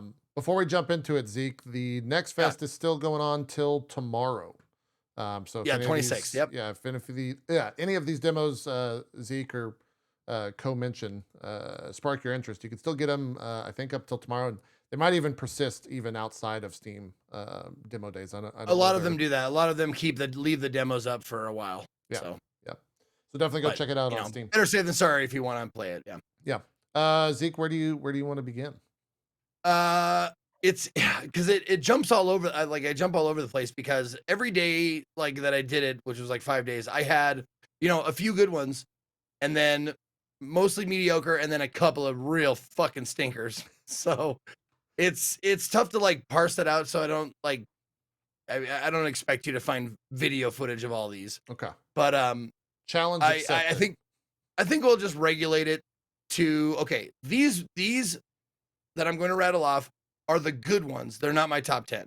Okay. But Swarm Survivor, which is a top-down twin stick swarm game. It's not an auto shooter. I thought it was an auto shooter when I first saw it, but it's not. It is it's top-down twin stick. Like in a survival setting where you have a flashlight and you are fighting these weird creatures. It's a little bit zoomed out, so your sprite on the screen is not very big, but it controls well. It is a demo like of an unfinished product, which is obvious. Oh, there you go, you got it. Yep. And this is not a good like indicator of how it actually looks it is, but adjust your gamma settings. Do yourself a fucking favor. And adjust your gamma settings because it is really dark. It is ridiculously dark to start. But once I adjusted my gamma settings, it became way more betterer. It doesn't have like epic boss fights or anything, but it's a good like idea of what's coming. And the thing I really liked about it is once I got the hang of it, it's really fun. It controls well. There is definitely a feeling of there's a stealth noise element. If you look in the bottom left corner of that video, that you might be able to see like it's one of those old styly right above the health bar. It has the color gradient like scale. That's your noise level. Like back in the day, it was like you know, it would go up from yellow to orange to red or whatever. So it has a noise element to it. It plays like a roguelike where every time you gain a level in the game, you get your choice of 3 upgrades, and they could be like movement speed, rate of fire, you know, standard roguelike stuff. But yeah, won't spend too much time talking about it. It's really fun. I liked it. Cool. It's not finished, but it's good. On Guard, which is the fighting game. Yes, it's the sword fighting game. It has tons of character, really great music. If you're into like Spanish guitars, like Spanish, I said this during when I was streaming it. Spanish guitars and like there's a few instruments like organ, like a good synth organ or whatever like that. Certain instruments just like make me happy when I hear them, and that's one of them. And this has great music with the Spanish guitars. The characters in it are very like, I don't want to say Puss in Boots, but it's like Puss in Boots a little bit. Like it's that Spanish duelist like stereotypical attitude, and that's great. If you like that kind of attitude, it's very charming. But the standout of this is the gameplay, the fighting aspect of it, the sword fighting, and it's very much like a guard, parry, red attack, dodge. It's that that standard shit. But it's in this, if you like this kind of scenery or attitude, like ha, I'm going to fight you now, ha ha ha. Like it's got tons of that. It's great. Call that Princess Bride syndrome. There you go. Yeah, and a little Inigo Montoya. Yeah, exactly. Great. Station to Station, I played a little bit of. Yeah, how was that? I did a sponsor stream for that. Really satisfying, nice, man. Really satisfying puzzle game. If you liked Railbound, but you wanted a little bit more texture and a little bit more options as far as how to solve puzzles and stuff. The basic premise of the game is you build buildings and you have to connect them via railway. And every level, like I think there's only like 3 playable levels in the demo. They give you challenges. Like you can complete the level by connecting all the buildings, but you can get the 2 challenges by ending the session with this much money, or doing like connecting 4 resources with 1 rail, and like that kind of shit. And so it adds like a cool like special achievement element to every level that you play. So you gotta like, you can do it easy and just beat the level, or you can do it like a little bit harder and go like, okay, how can I beat the level but with this and this and this? And it's really fun. And I was turned off a little bit by the voxel because I'm not a huge voxel fan, as far as the aesthetic goes. But you're zoomed out quite a bit during the game, so it doesn't really make a difference. Cool. Fun game. Yeah. Of course, Lies of P we talked about already. It's a great game. Ugly, I played the demo of Ugly, which is the braid like, or at least that's what it gave me. It gave me vibes of Braid. Yeah. But it's the mirror puzzle like platformer. You create like a mirror in the middle of or somewhere in a room, and once you put down the mirror crystal, you create a copy of yourself that is non-corporeal. So if you need to like go through a wall, you put down a mirror, you switch to the other side, you go the opposite direction of your mirror image because your mirror image can go right through the wall. So that's how you like traverse things. And it's really fun, really great. But what makes this stand out, like the mechanics is fun as it is, but what makes it stand out is the atmosphere and the unraveling or, piecing together of the story. It's kind of dark. And kind of like you get these little snippets of story in the demo where it's like, this kid was like the child of like royalty or rich people or whatever, and was just berated his entire life by his dad because he's so foul looking, you know. Jeez. And there's little vignettes of that, like showing his like life and stuff. So there's like a little bit of deepness to it, which I really enjoyed. Oh, Iron Meat, dude. I looked at that, I was like, oh, it looks like Contra. It's exactly Contra, but it's fucking great. The music is huge standout. They nail the fucking music in this game. And you can do the old school, like chiptune style or the metal style, or non-chiptune. So it's like metal guitars. Yeah, you can choose. You can swap back and forth, like pause, swap back if you want to do the retro style. And it's fucking bangers all the way through the demo. But yeah, it's like the gameplay is exactly like old school Contra. It's, you know, even the bubbles like go up and down in the same rate. Like the enemies like do the when you fire a gun, they do the like they jump and then they die, you know, like in old Contra and shit. But it was a fucking blast. And the second I saw the character in this game go prone, that was it. It's like, Contra. oh, it's a Contra like. Yeah, it's Contra. Yeah, like that's what this game is. Yeah, it's such an iconic little pose. Oh fuck yeah, dude! And it's jumps right into it. Like the first tune was like jump down. Tune starts like, what the fuck is this? And it just took me back. Like, and the thing is, the quality of the chip tunes versus the straight like metal tunes they're equal. I was switching back and forth like and loving both. It's excellent. Cool. The next one, we don't need to put up a video for this, but it's Super Adventure Hand. It's like I Am Bread, but you're a hand. Oh, there you go. That's what I'll say. Short and sweet. Cool. The Bookwalker, which I think we discussed a little bit of. Oh yeah, that one actually had a full release. Recently, like it came out recently, and it's on Xbox Game Pass. If you want to check that out. Cool. Gravity is a puzzle game that it's the mechanics of it are not like it's like 10% like Q Remastered because it's Gravity. Like you put stuff in place, but you don't draw anything. You just like it's like Incredible Machine. If you ever played that, you take the blocks that they give you, and you have to get this big like ball sphere. You have to get this big sphere through the goal at the end. And it's another one of those where it's like you can beat it however you want, but if you want to do the gold medal or the challenge, then you have to beat it in under this amount of time. And some of them are pretty challenging, like to figure out how to get this. This is not it. Oh, this isn't it? This is Gravity. No. Continue talking, Zeke. We'll just have this as the background. That's fine. It's not this game. It's not that game. But yeah, it's played on like a blue. It looks like the standard background is like a blueprint grid.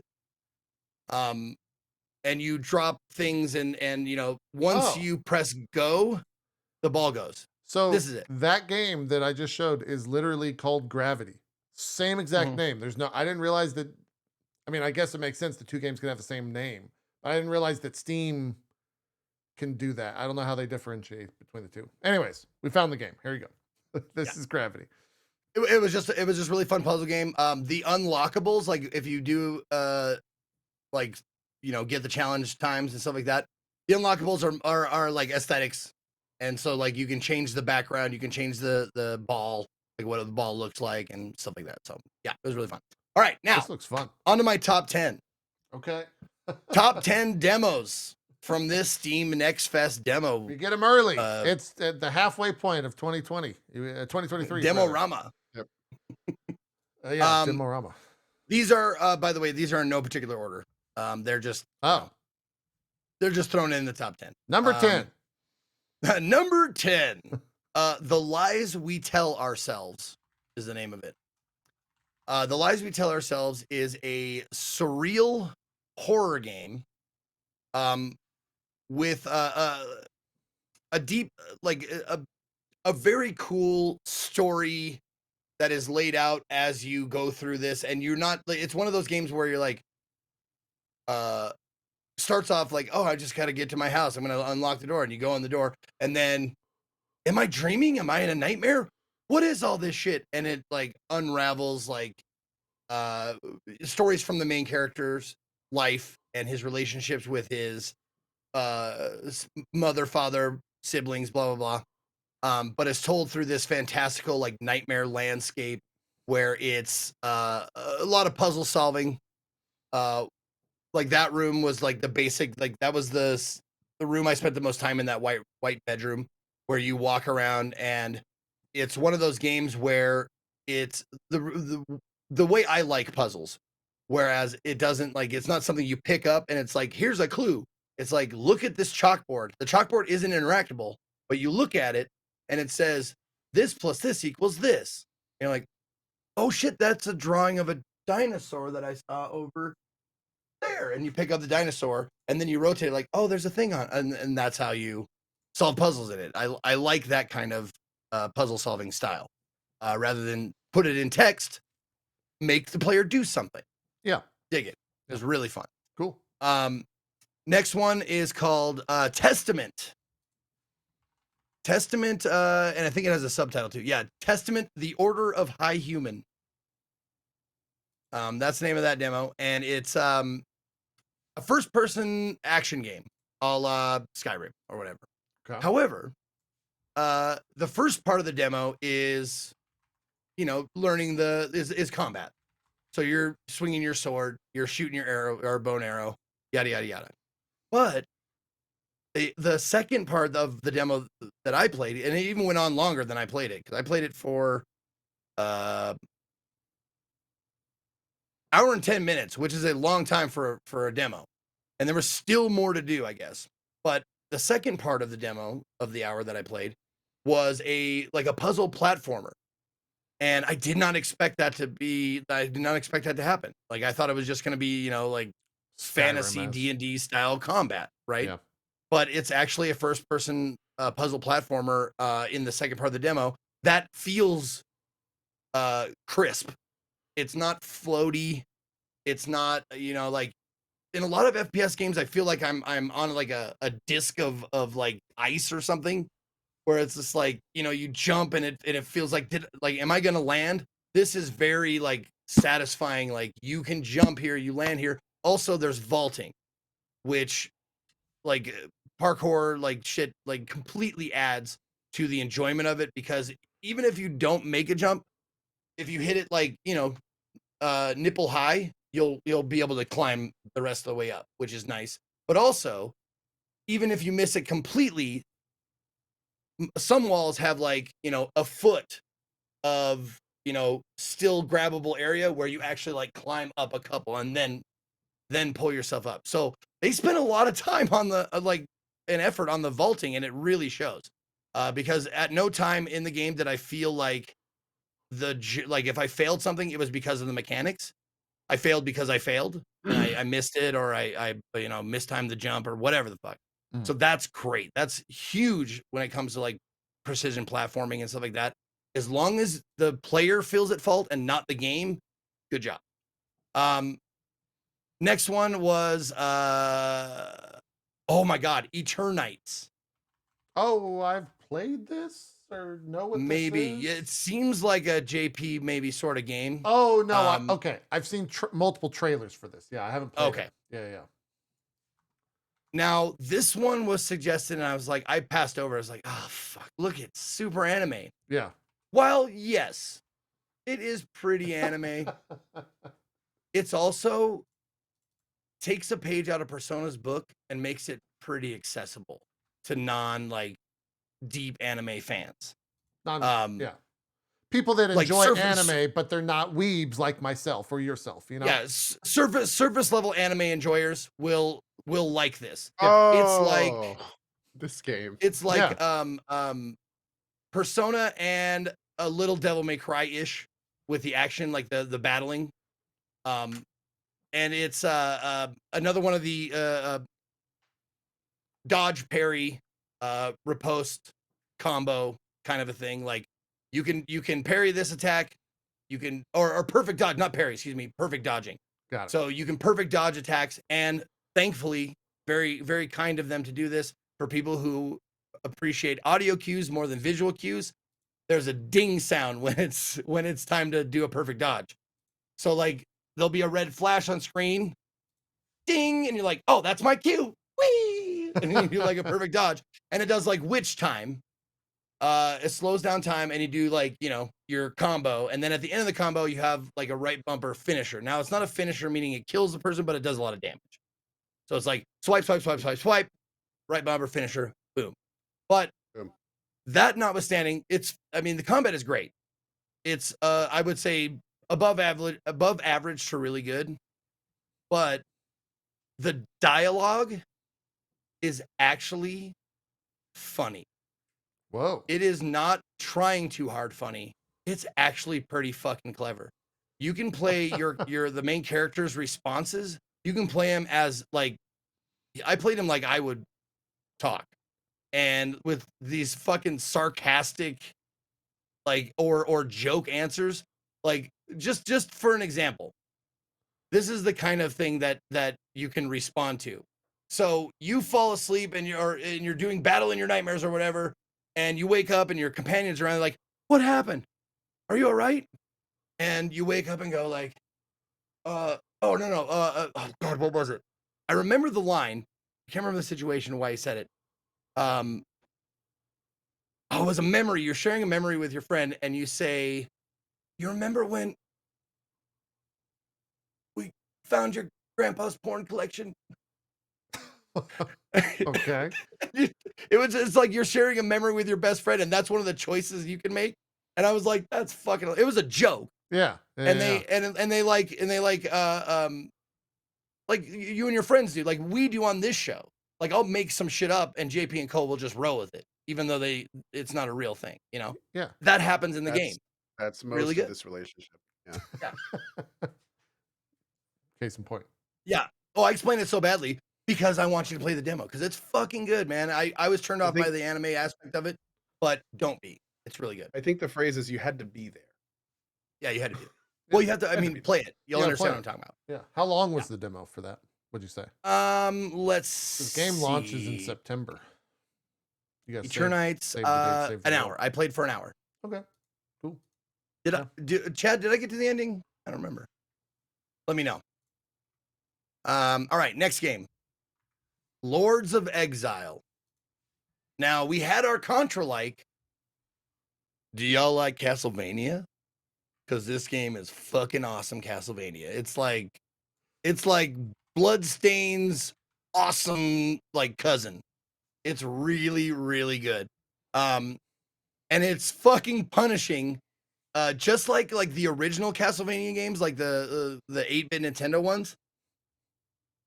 I fucking died so many times to miss like jumping incorrectly.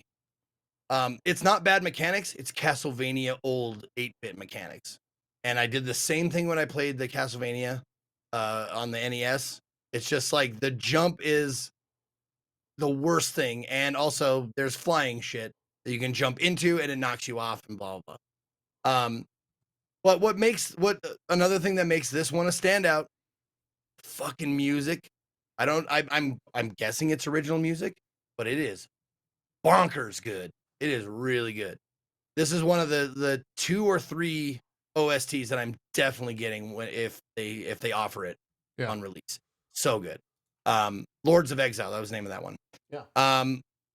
The next one is the Muller-Powell Principle, which is such like an unfortunately long name. Muller. Yeah, Muller. Got it. Yeah, Muller-Powell Principle. And I think it might be Mueller because there's based on a real thing. No, there are characters in the game that you see in like emails about, and their names are Mueller and Powell. I think it's Mueller and Powell because there's an umlaut over the U in some texts. I don't know. Anyways, this game is just to give you a general idea, kind of Half-Life-ish. And Portal-ish. So like 2 really great games. The basic, let me see. The basic gist of it is You awake and find yourself in a parallel dimension. The year is 2032. All you can remember is that you've been participating in some kind of experiment and went horribly wrong. Travel through parallel worlds to get back home and uncover your past in this puzzle game where sci-fi meets surrealism. So that's the starting premise of the game. They give you this gun, or whatever you want to call it, that you have to solve like puzzles with. And how you do it is any like energy source, this gun can suck up and then expel. So like if you need heat to melt ice, you find a heater that's on and you suck up the heat from the heater, take the gun over to the ice and shoot it at the ice to melt the ice. And that's just the basic mechanic, but there's other ones where like in order to get through this door that is made of energy, you have to suck up the energy to get through the door. And you take it with you, and that every energy does something different. So there's like, photon energy or heat energy, blah, blah, blah, blah. But it's really well done. Really, the graphics are really, really cool. The story is a lot of in stopping at like computer consoles and opening emails and seeing emails back and forth between the people of this facility, I'll say. And you get a lot of the story via that, but it is there's a lot of voice acting happening with a I don't know what to call it, a friend who is talking to you. It's not like anything weird. Like nothing like imaginary, not a voice in your head or anything like that. It's actually somebody talking to you through a walkie-talkie and kind of guiding you, like, oh, you need to do this. And there's some funny it kind of remind me of Wheatley from Portal 2. There's kind of like some funny moments where like if you die and you come back to a spot, the dialogue happens again. And then since you know what to do in the puzzle, the voice will go, or you could just do that, I guess. Okay, fine. That sounds good. Yeah. You could just pick up the gun and start shooting, I suppose. So that's the Mueller-Powell principle. Great, cool. Great demo. If you want to check it out. Let's see. Fuck, we're only on 5. 5 more. Myth. We're gonna rattle these off quick. Myth Force. Oh, okay. Oh cool. Yeah, dude. I played Myth Force when it came out it was like an Epic exclusive like a year ago. Yeah. And it was okay then. And like it was all right, but clearly needed a lot more cook time. And apparently it has cooked for like the last year. And it is a completely different. I played the tiniest bit when I was doing a cozy stream a few days ago. It was like a completely different game. Yeah. I was apprehensive because the animation and all like this, the cutscenes and shit are fucking phenomenal. They're very Saturday morning cartoons, just like they say it is. And it's really fun to watch. But I was a little apprehensive about the gameplay. But the gameplay is modular roguelike, meaning enter a room, kill all the things in the room, exit the room, get a power up, so on and so forth. It's a little bit, there's secrets and, blah, blah, blah. But that's the basic gist of it. I mean, like most roguelikes that you've seen that are cellular, like Hades or Returnal or, shit like that. Yeah. But it's actually really solidly done. Now, there are 4 classes to play, and I only played 1. I only played the mage, and it was very fun, very satisfying, and also kind of fucking hard. Kind of like at the start, it kicks your ass a little bit. That's what I remember from the Epic release, watching streams of it, was that it was pretty difficult. Yeah. But yeah, it's actually, I was apprehensive about it, but all my fears were allayed when I played it, because it's solid, it's crisp, it feels good, it doesn't feel like buggy or like weird random control choices. All pretty standard, really great, and it has that like wink to D&D attitude. Yeah.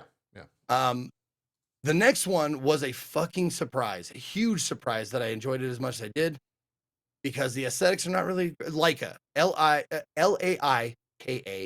Laika Aged Through Blood. This one, like, I almost passed over it because I'm like, you're a little like cute, foxy, like fox or fox, or not something foxy, like that. But you're a fox. You're in this post-apocalyptic world, and like it's all like this, like okay, it's like, but it is really good. It's Excite Bike mixed with like Metroid. I know. It's awesome. Like most of the game you're on this motorcycle and you do like flips and flips to deflect bullets, flips to reload your gun, flip like or what is it? Drifting. You drift to like toss a bullet back at your enemy and stuff like that. And it was surprisingly fun to play. The controls are pretty intuitive. They're good. But the story is actually fucking there, and it's actually kind of heartbreaking, like in the demo. Like there's some definite like good writing and emotions and stuff like that. It's not voice acted, but it is I know, but the dialogue is really good, and it's concise. Okay. It's not long-winded. It's like, you gonna go there? Yeah, I'm gonna go there. Is my daughter there? Yes, she's there. All right, I'll talk to you later. Done. Back to action. Like that. Well, that's good. But yeah, it was surprisingly fun to play, and really like you get I didn't actually, it's a kind of a long demo apparently, because I didn't finish this demo either. But there is at least one boss fight in it. So if you want to like see what the boss fights are like, there is one in it. So yeah, check it out, man. All right. Like age to the blood. Yeah, get a drink. Get a drink. You've been chatting it up. What do we got next? 3 more. We got 3 more. My top 10. El Paso Elsewhere. Max Payne.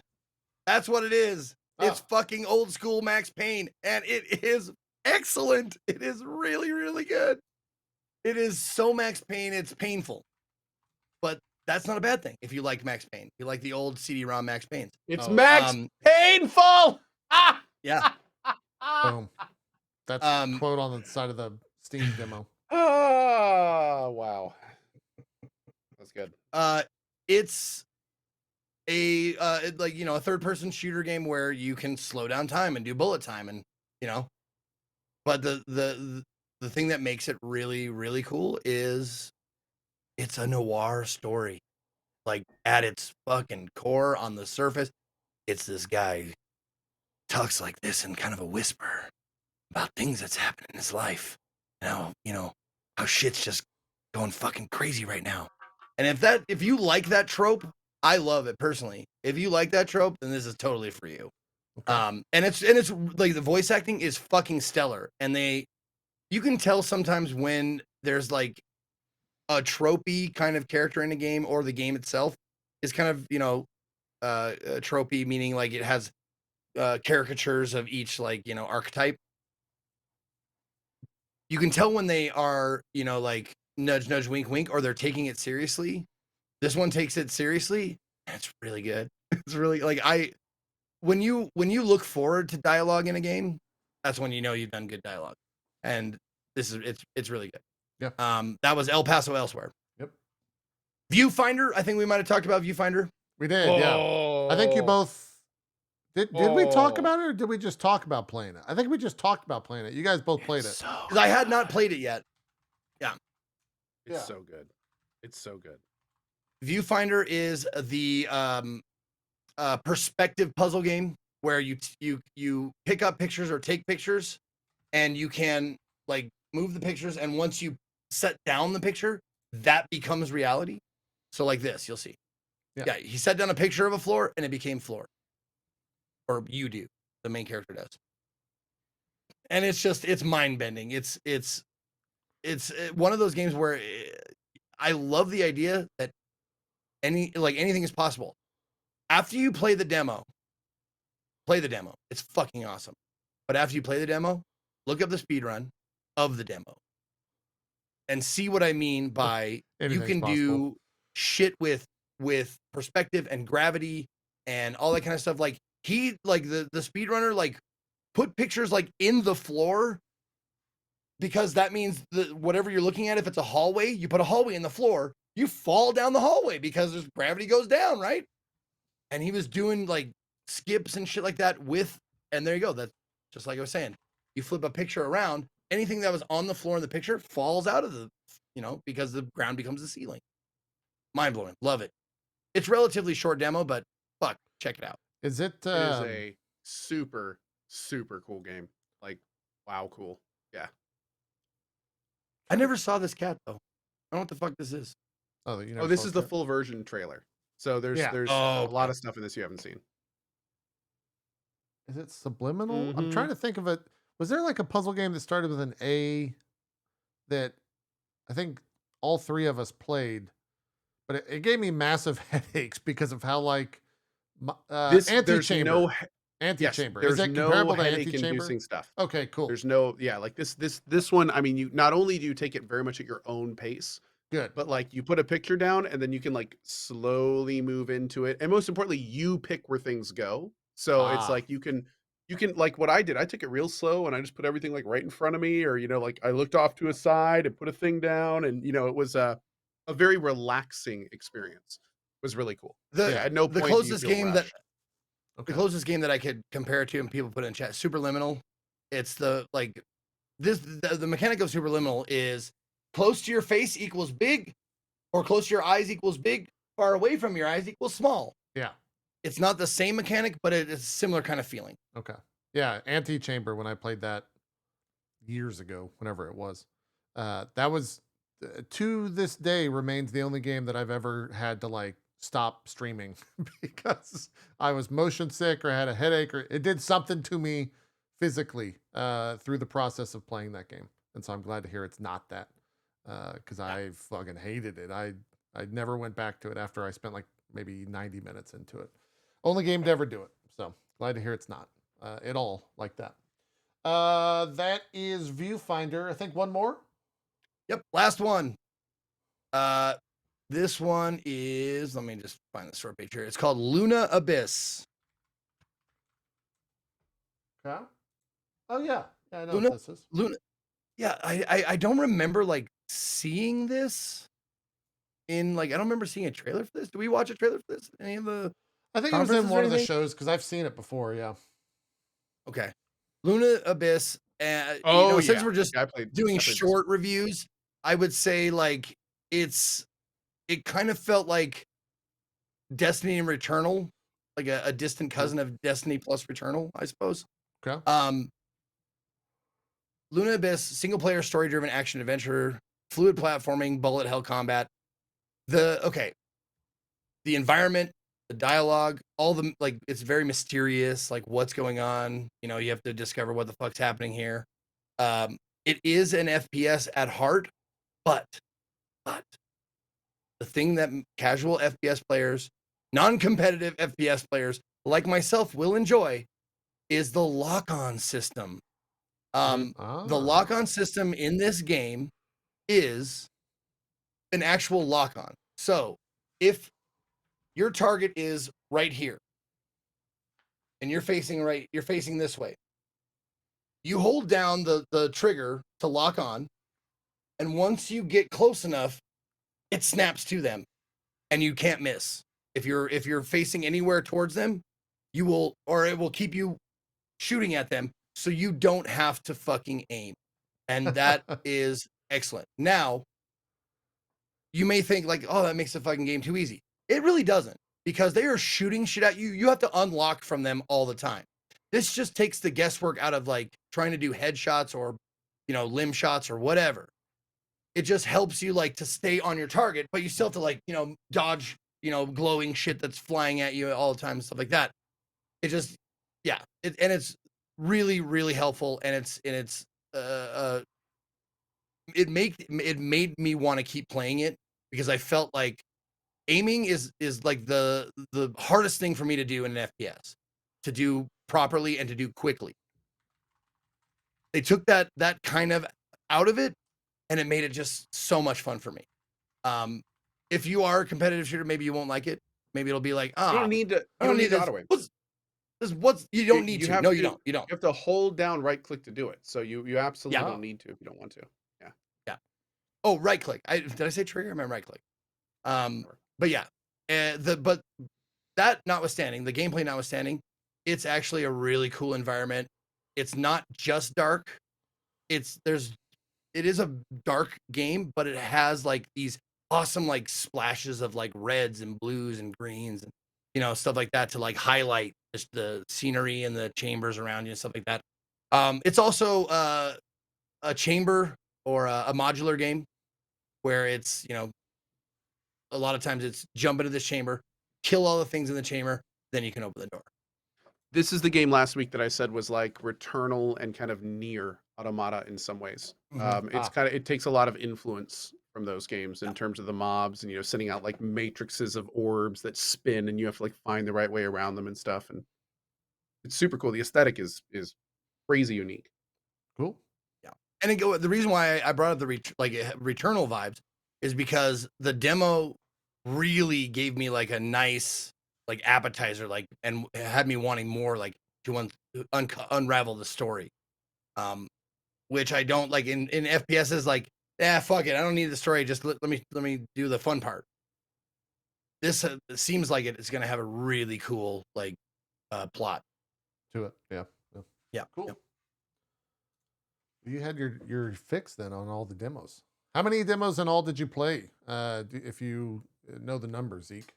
I didn't actually total up all of them, but I would honestly say somewhere between 30 and 35. Okay. Yeah.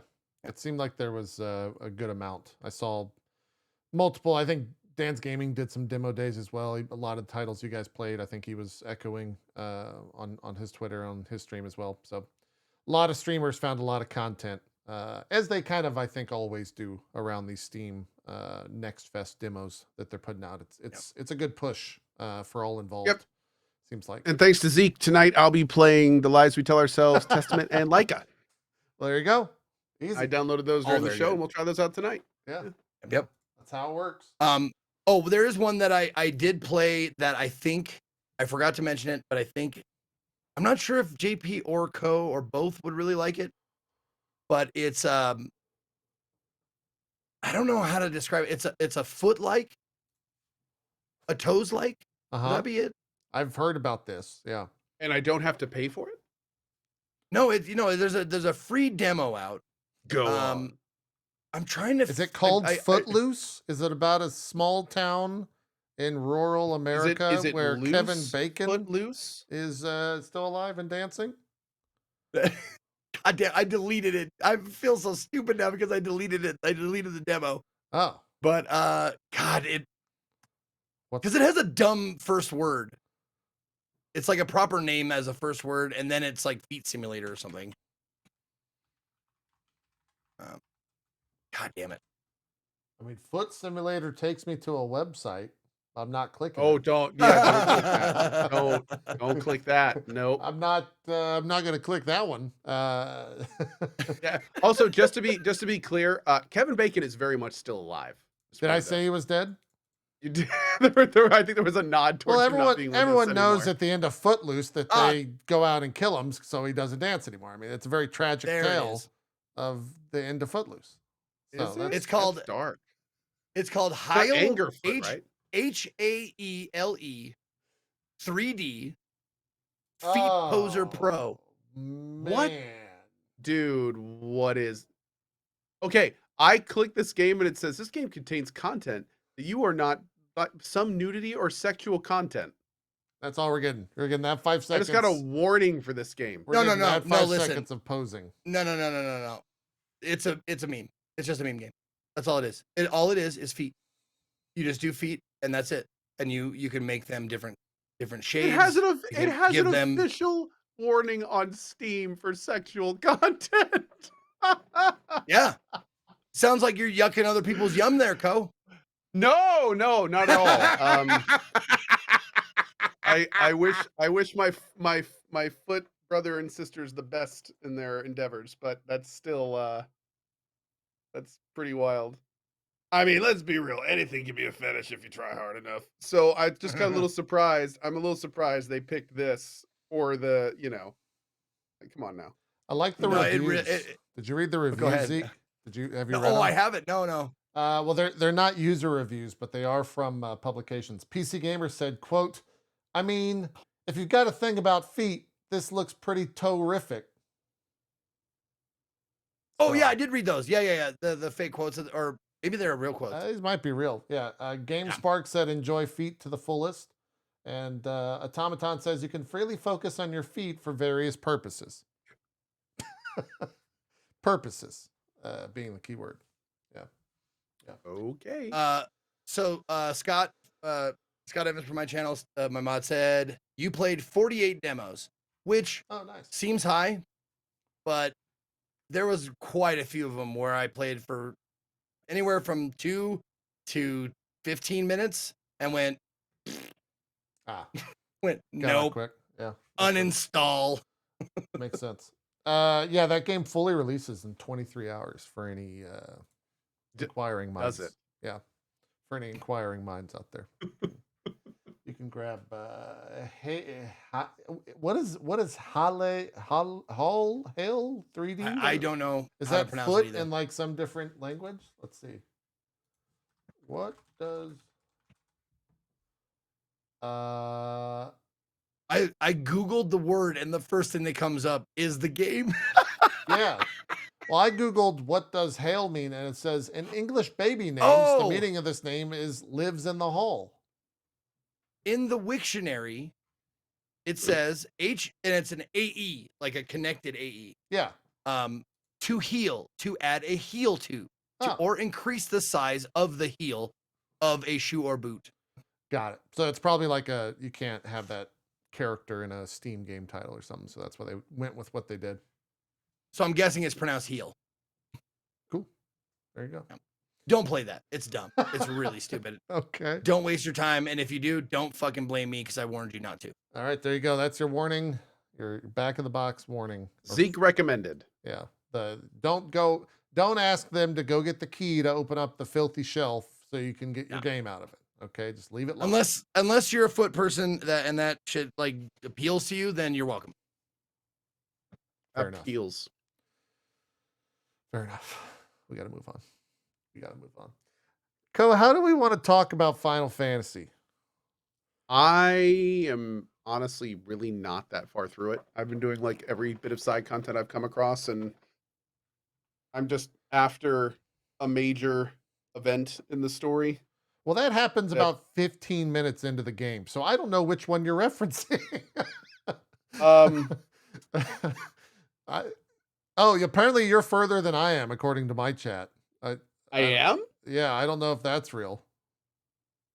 Oh, no, wow. Okay, now they're saying JP is ahead. Never mind. Okay. Yeah, so I don't know how we talk about it. So if you take a look at my co-hug emote, I'm right around there. Your co-hug emote. Chat, give me a co-hug emote. Does that give you any idea? We're around the same point then. Kind of. I might be a little bit ahead of you. Yeah, but I'm right around there. So that previous major event just transpired and changed all the things. And I am just now working through that. So I've been taking my time with it. This game, now that I've been playing it, there's such an interesting discussion around this game. There is. And I didn't know it was happening. The thing about it that is so interesting is this is not really a discussion at all on the quality of the game. It's more of a discussion of people's opinions on the type of game that it is.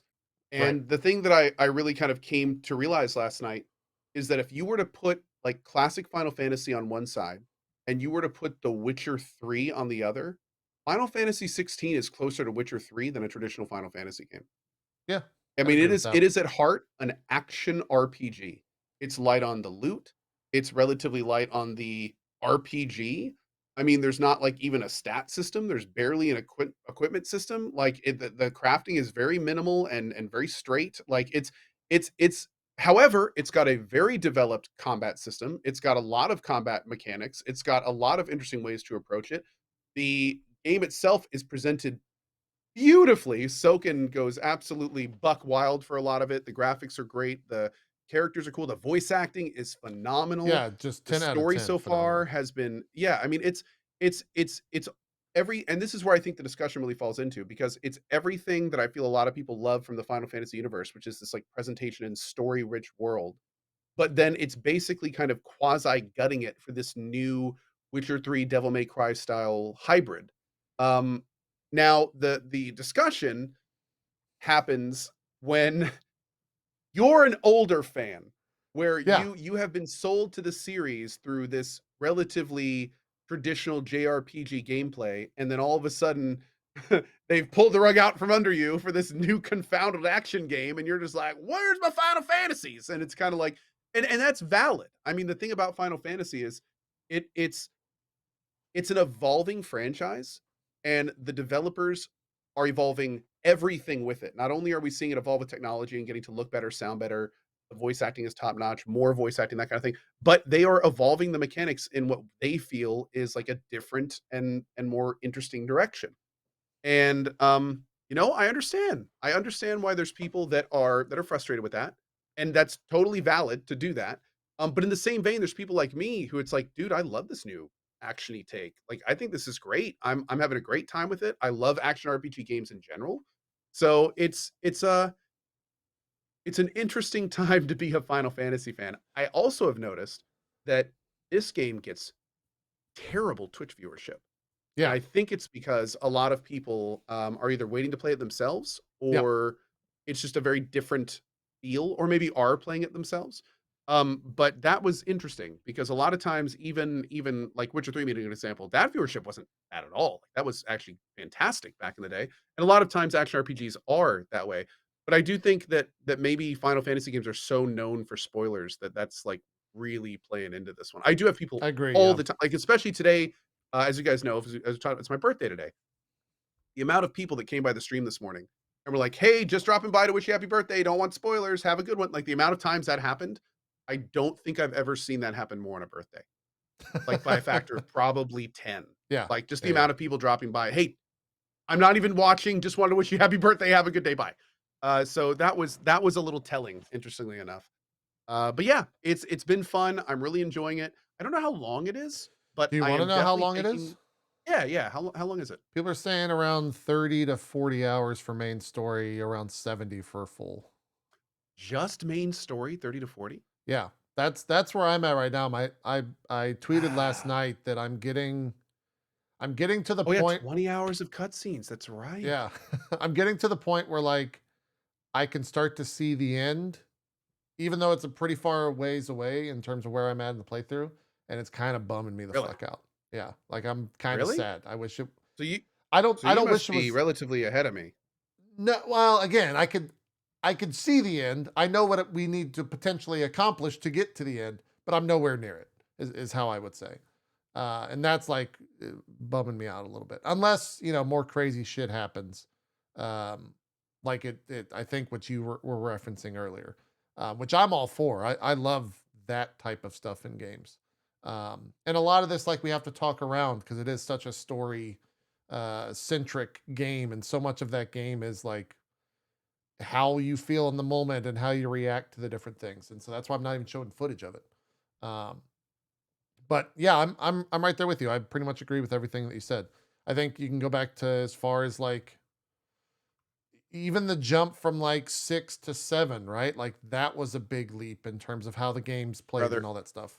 I am so sorry. Someone is at my door and I have no idea who it is. I gotta No, go no, real I'm quick. good. I'm I'll just sorry. talk. I was gonna I'll talk leave to you by myself. yourself.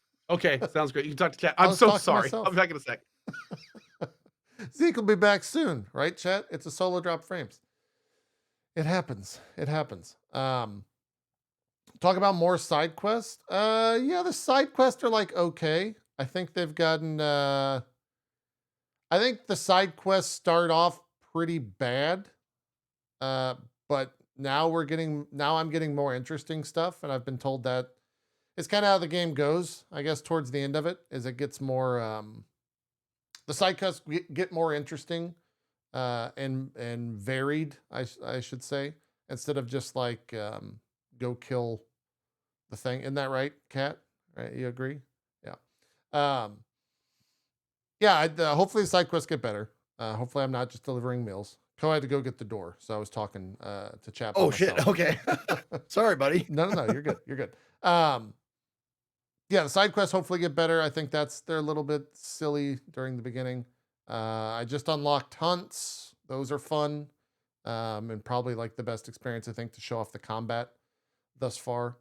How Final Fantasy is it?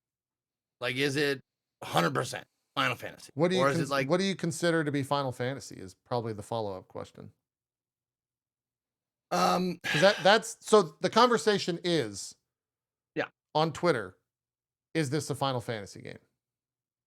Oh, really? Okay. That's the conversation on Twitter of like, yes, it is. No, it isn't. Okay. And I fully think it is because it's called Final Fantasy 16.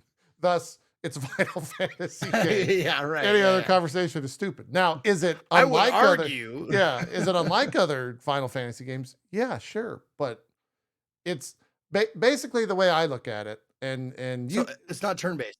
No, not at all. It's Devil May Cry action. Oh, so you might actually enjoy it. Let me pitch it to you this way. You've played 7, right? And you've played 8, or you've seen them. You're familiar with them. Yeah. You remember when you did the summoning spells, and you would watch a long cutscene and like how fucking cool those cutscenes are when you would summon Ifrit and Shiva and Knights of the Round Table and all those crazy summons, and it was like, man, that cutscene is great.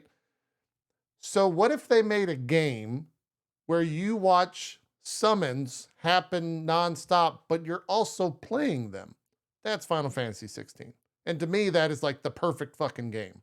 Because as a kid, in my mind, it was always just like, man, that was fucked. That was so, I'm going to watch this Knights of the Round Table 30 times, even if it's so fucking long, because it's just such a cool cutscene. And now it's like, all right, so we took that and we put it into like a 35 to 40 hour game, and you just play those cutscenes and fight in those cutscenes nonstop.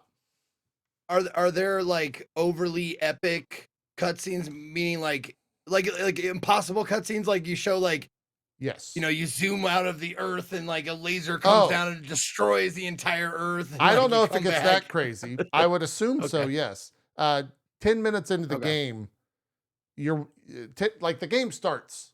Within 10 minutes, you're seeing 2 massive, colossal entities fighting one another, and you're just like, well, fuck, that's pretty cool. That's pretty badass. Okay. Sorry about that. Yeah. Now, people are saying is this demo still available? Yes. Yeah. Is it on PlayStation only? PS only. PlayStation 5 only at the moment. Okay. Yeah. I have it. It's just in my bedroom. I think it's 6 months exclusivity to PlayStation, and then hopefully the PC port comes a year and a half, 2 years from now. No one knows. They haven't said anything. Okay. I think Yoshi P said they had not started. Now they're getting ready to get started on the PC version of the game. So we'll see where it goes from that. But yeah, it's not turn-based at all, Zeke. And so like, I think you would actually, there are moments in the game where I'm just like, mouth is dropped for 10 minutes straight of just what's happening in front of me. How much cutesy childlike stuff is there? Pretty much none. A lot of that. Very little. Oh, really? Okay. No, this is actually being it's Game of heralded Thrones. as like it's the darkest Final Fantasy they've made. Probably the most adult angle. God damn. Am I gonna play the first Final Fantasy I've played since 7? Like original 7? Yeah. There was an area that I went 14, through I guess recently. 14 counts. I know exactly there was this what area, you're gonna say, Cohh. the 2 side quests right next to each other. Yep. Yeah.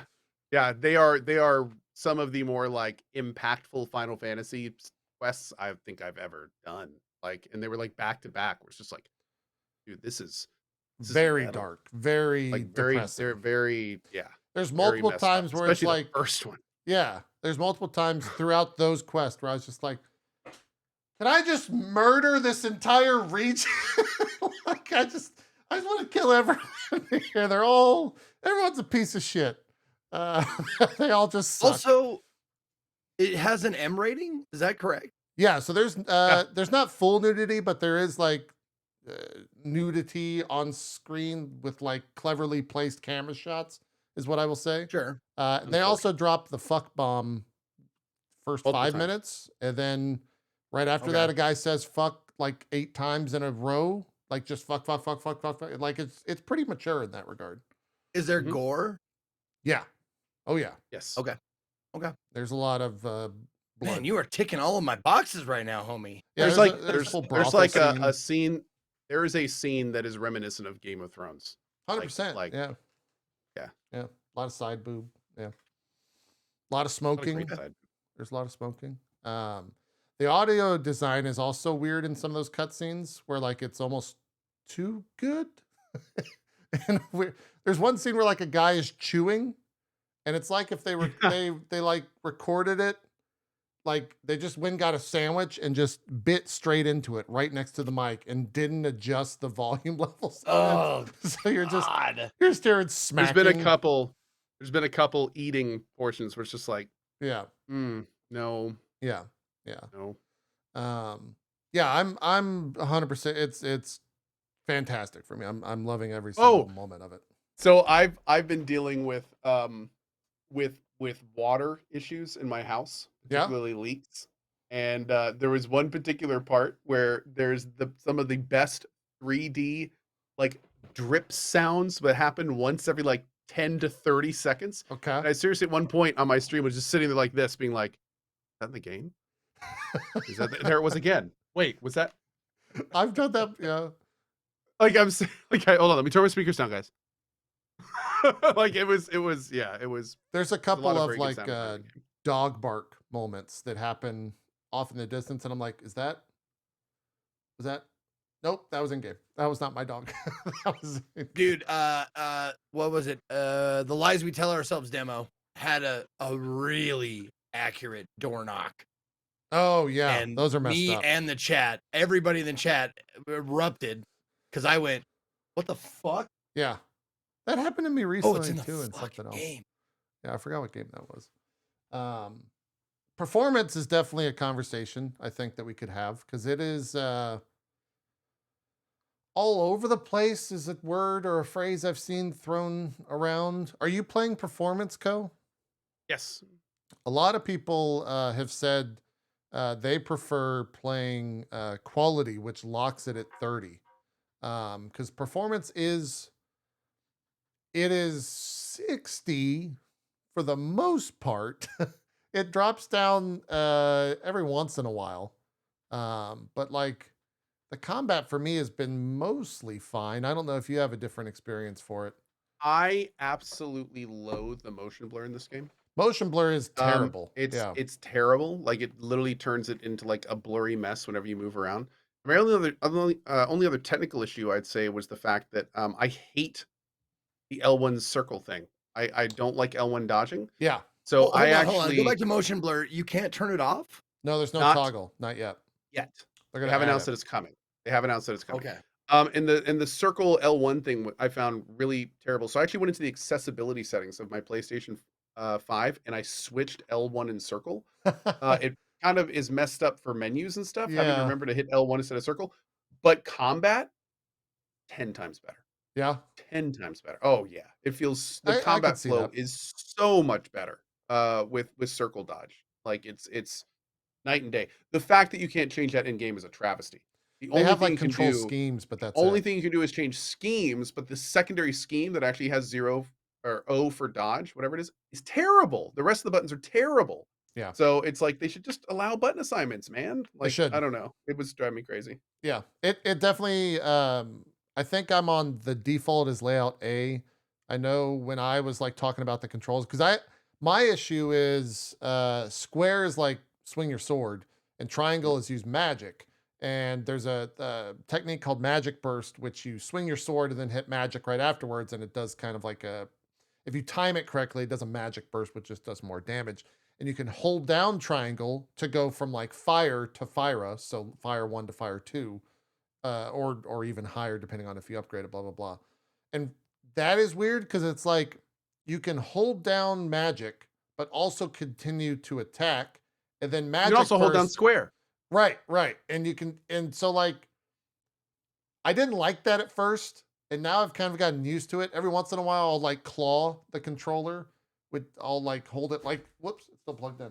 I'll hold it like this to play, which is kind of strange. Like just, it's weird. The control scheme is not like perfect by any stretch of the imagination. I have issues with it.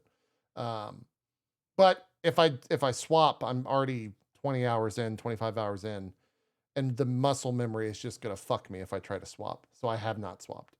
But yeah, I'm 100% with you, Cohh. I wish everything was just. I wish I could just change the bindings, right? And that's what PC will eventually give us, hopefully. What else is there? We were talking about side quest. I said like the beginning is pretty rough, but they're getting better. First group of side quests are garbage. Yeah, like the just just bring people food and go to this area and pick up a bunch of sacks and then take them back. Like I was very concerned about the quality of the side quests at the beginning. Yeah, but not only have they gotten better, I'm told they only continue to get better. That's what I've been told, towards the end they're actually pretty great. So I'm thankful that I can say that it's definitely they're making progress. It's weird. Definitely did not put their best foot forward with that. Right. It's a little strange that they're. I mean, it's not super strange in the realm of JRPGs, but I'm still getting things unlocked that are like full-fledged systems 20 hours in. I don't know if you've interacted with that stuff yet, so I'm not going to say what they are, but they're pretty big. The bounties? Yeah, well that's one of them, but the other twos are also the other two things are also really cool. I just opened those. Yeah, but then I'm getting this like currency that I don't even know what that's for yet. Yeah, that's another huge probably thing. Like another big mechanic. Yeah, but like I'm getting that, and I'm kind of surprised they give you so much of that before telling you what it is. That seems a little weird. But it makes sense in the context of what it is and when they give it to you. But we're talking around, unless you know what we're talking about, then it's pointless discussion. We'll wait. Yeah. Wayne says, I wonder why Shillup didn't like it so much. He actually falls into the group that we were talking about at the beginning. Yeah. It's a taste thing. Like he likes deep RPG mechanics in his Final Fantasy, which is totally valid because that's where that game came from. Yeah. So he was very put off by the lack of depth in equipment, the lack of depth in looting, the lack of depth in the general RPG-ness of the game. And again, that's individual taste. That's totally valid and fine. So yeah. The more interesting part I think about the whole Skill Up video review that came out is not his opinion being what it is. It's that his community didn't shit on him for having that opinion, and that's rare. I didn't see any super negative. Yeah, when you're of like the size of Skill Up when it comes to reviews, if you put out if a major publication and IGN or whatever put it out, they would get crucified on the internet. But the fact that it was Skill Up, like everyone in his community was like, cool, like your opinion, don't agree with it whatsoever, but I'm glad you keep making these videos. You're doing great.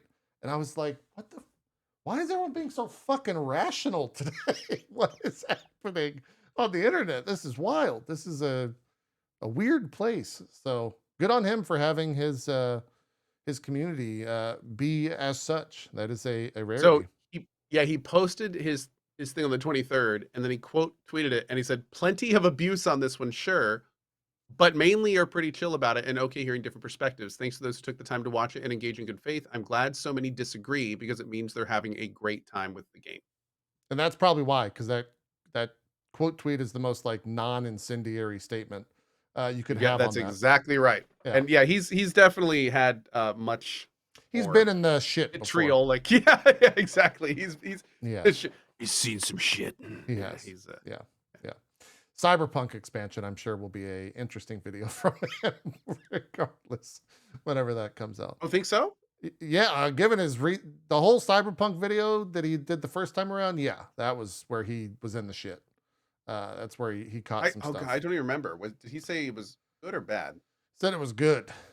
Oh, that's right, because he only had the PC version, and yeah, he had the That's where isn't that where Shill Up came from? Like, isn't that where the name started? Possibly. I think it was. Yeah, but it's really hard with Cyberpunk because they were purposefully doing everything they could to obfuscate the issues that game had. Yeah. The console stuff, like it was a mess. It was a mess. It was indeed. That being said, it is going to be hilarious if Phantom Liberty comes out. All those updates actually make it in and work. It actually turns out to be a revival of Cyberpunk, and then people are like, it's good, and everyone's like, no, it can't be good. No. I'm just gonna stay off the internet for that. Man, I can't wait. I didn't know about any of the Final Fantasy conversation till last night, and like I was far enough. I was avoiding the hashtag, so I clicked on the hashtag, and everyone was like, "Is Final Fantasy XVI a Final Fantasy game?"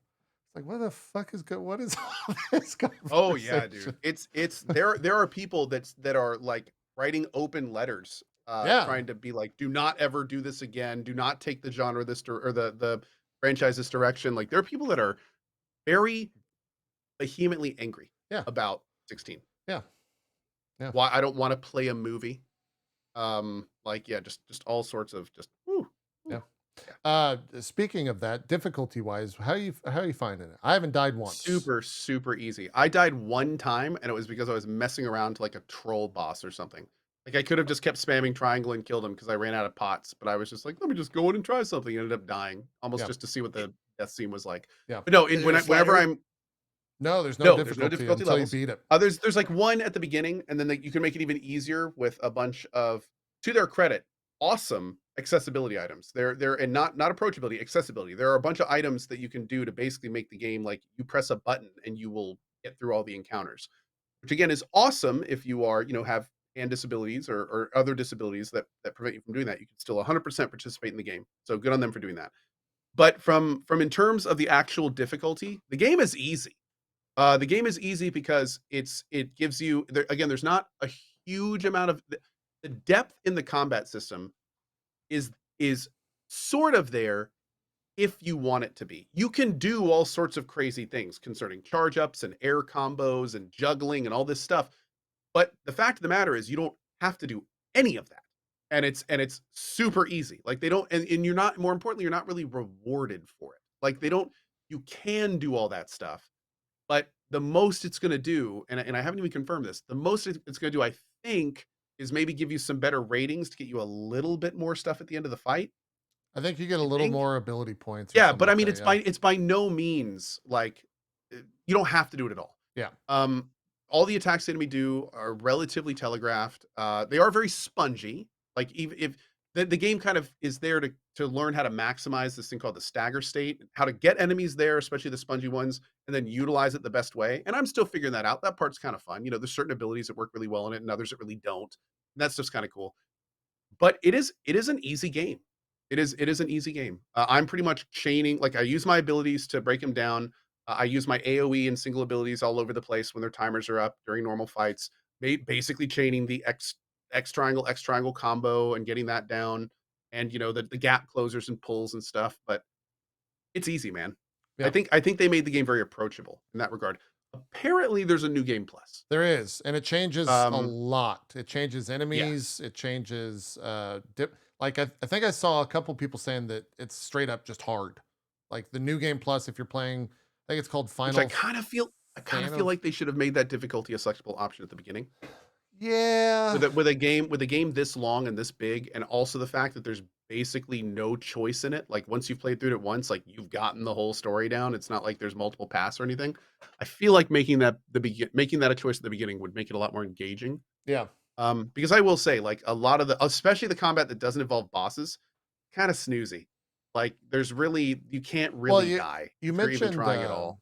You mentioned like the sponginess of some of the mobs. I feel like if they didn't have the HP, you couldn't do more than 2 abilities. Because like the non-stagger bar mobs, it's like those guys have no sponginess. Yeah, they have. When I say spongy, I mean I'm specifically talking about the stagger bosses. Yeah, the little guys. I mean, most of the time you can kill. Like there's an ability called Phoenix, whatever. It's the big one you can get in Phoenix. Yeah. That thing pretty much one shots everything that doesn't have a stagger bar. Yeah. And if it doesn't, you just literally do that, and then you just tap like. For me, it's R1, but for most people, it's circle, X, square, circle, square, circle, square. And you just literally like warp to each person and kill them, kind of like Final Fantasy 15 style. Yeah. And so that stuff is a little easy. And then the other thing about the game that is a little bit weird with the difficulty is a lot of times the most iconic fights are unique and scripted. So it's kind of like you get like you're in a certain special form that has very few abilities but are super high damaging. Or you're like, you're in a different part of the game, or you're doing something differently. So it becomes less of like a traditional fight and more of almost like a mini game, where you're not using your real character and all of his moves. You're using like this new or different thing, and then you're like doing that. And those scenes are always just like they feel like tutorial level. Like you know, you just gotta kind of like hit the buttons right and you get through them no problem. There's not really any difficulty in them. So you know, I will say that if the harder difficulty would have been available, I feel like I think most people who I stream it probably would would have probably have chosen it. selected it Yeah. and probably would have been a lot more engaged. Would make upgrades feel more meaningful and you know, like all that kind of stuff. So Yeah. yeah. Yeah. That's maybe one one thing I would have liked to have seen. Does difficulty equal fun? It can. That's I was going to ask that. Absolutely. Does it take away from the fun of the game that it's so easy? I don't think it does. I think the running around in the non-iconic fights it kind of can. I Sure. think that when I think that it when you know that you can just walk into a group of mobs and hit one ability and then just mop up a little bit and that's that fight, it does take away from it a little bit. There's it like I said, it becomes kind of snoozy. You don't really have to, you just kind of plow through everything. The combat system is kind of not really well utilized or really used at all in some cases. Like it's very, very, very easy. So Yeah. I do wish that those fights took a little more difficulty. I had to do a little bit more, become a little bit more engaged. I think for me that would make it a little more interesting. Not everyone, of course, but I think for me it would have. It's a little snoozy and a little boring. I can totally times. see that. Yeah. For me, Yeah. I've had a consistent grin. Like if I walk over and there's a little goblin hanging out and I just fucking two-shot him, I'm like, fuck yeah, I just did that. Like eat shit. You know, then I that's just true. go on. I do think that it's interesting. Like it's interesting that you feel that way because one of the things that I've been doing is I've been playing a lot, probably at least a few plus hours of this game in my cozy streams. Mhm. And in those streams, I don't want to do any main story because my EU audience is sleeping and I don't want to progress it. Yeah. So a lot of those hours have just been running around and farming, Oh. just running around and killing these mobs. Yeah. And There's not much when to you're do, doing right? that, when you're doing that, it gets old quick. And like I can see like that. one of the nights I was planning on doing it for a couple hours and I did it for like half an hour and was like, I just want to go do something else. Like, this is kind of boring, you know? Yeah. So I get that. yeah. It's not like Is other there, Final like- Fantasies where going and farming was like, you know, you A were thing. getting fights and getting loot and you were getting all this experience and the levels really mattered and stuff like that. It's not the same in this game. It doesn't have the same feel. I agree with that. Yeah. Yeah. Zeke, what were you gonna say? In certain games, you can choose a weapon or a play style or something like that that kind of like adds to the difficulty of it.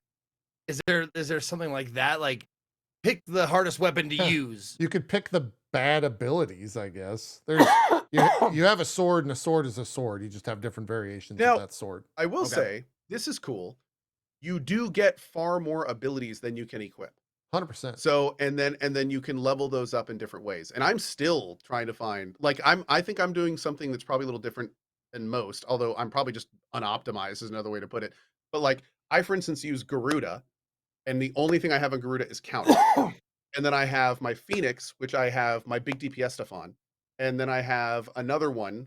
I probably shouldn't have said the first one, just not to spoil, but I have a third one that then I'm focusing on like doing stagger damage and stagger stuff, stagger builds. Yeah. So it's kind of like you can do this kind of pretty cool customization thing where you can actually level up powers enough to where you can use them on anyone, and that kind of just increases how much you can, you know, the customization and stuff.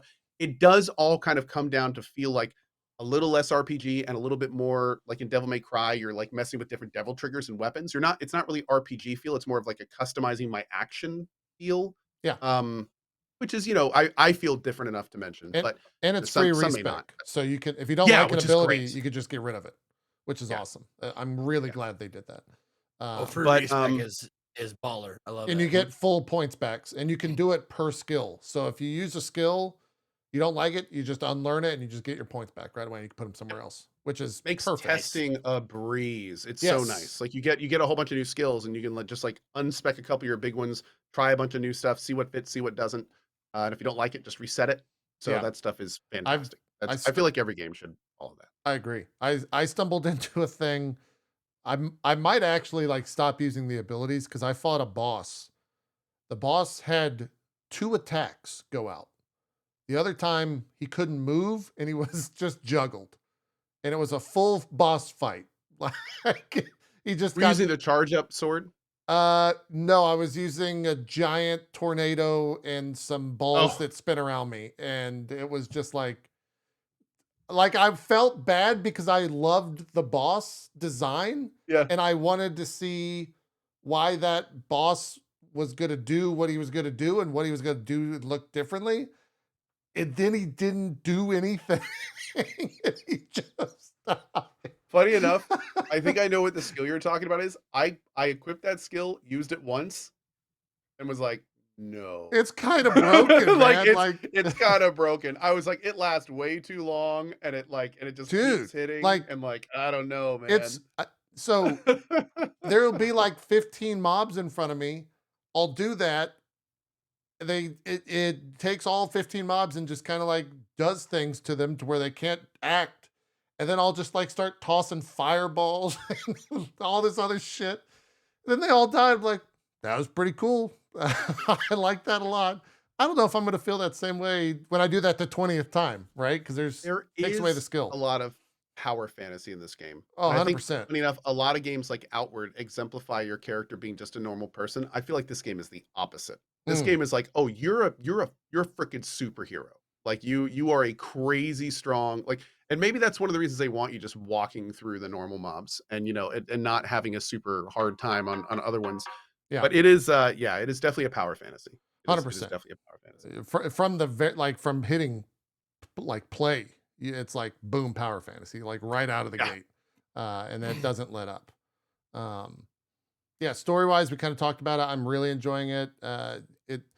You were talking about how you did the cozy stream and you went to farm. I have like such a hard time not doing the main story because everything else is so much like lesser in like you can go help this guy get a fucking tree branch, or you can go do this giant monumental like epic craziness. Well, the nonsense, only big problem, like, the thing that drives me crazy is you can miss side quests. And sometimes if you miss a side quest, you won't get the ones that come subsequently later. So I'm like paranoid now because I want to. I've done them all, but yeah, I'm still in the like I'm probably gonna 100% this mode. And because of that, I'm like, everything needs to get done. Like the second I see a side quest, I'm like, I better do that, like kind of thing. And you kind of feel like you have to. It is, and you've played it, and Zeke, you have as well. 100%, you can tell this game was made by the Final Fantasy XIV folks. Like it is.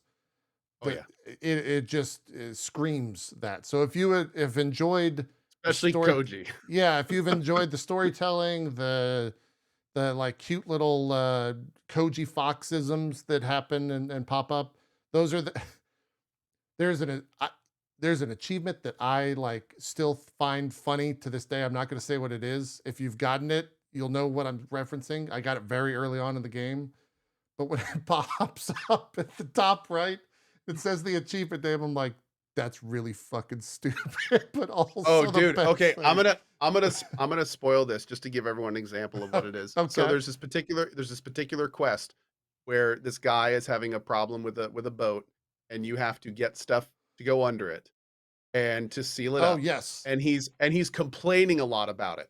So he's like whining about it. So I talked to the guy and I'm like, okay, so I need to get you a bunch of stuff and you're whining about it. And he goes, yep. And it's like, would you like to accept the quest? Cock and balls. And I just stared at that for a moment. But yes. Hulk and balls. Yeah. I just stared at it for a minute. I just stared at it and was like, and I looked at chat and I was like, Koji? And chat was like, yeah, Koji. It's Koji. Yeah. It's so much Koji. Koji.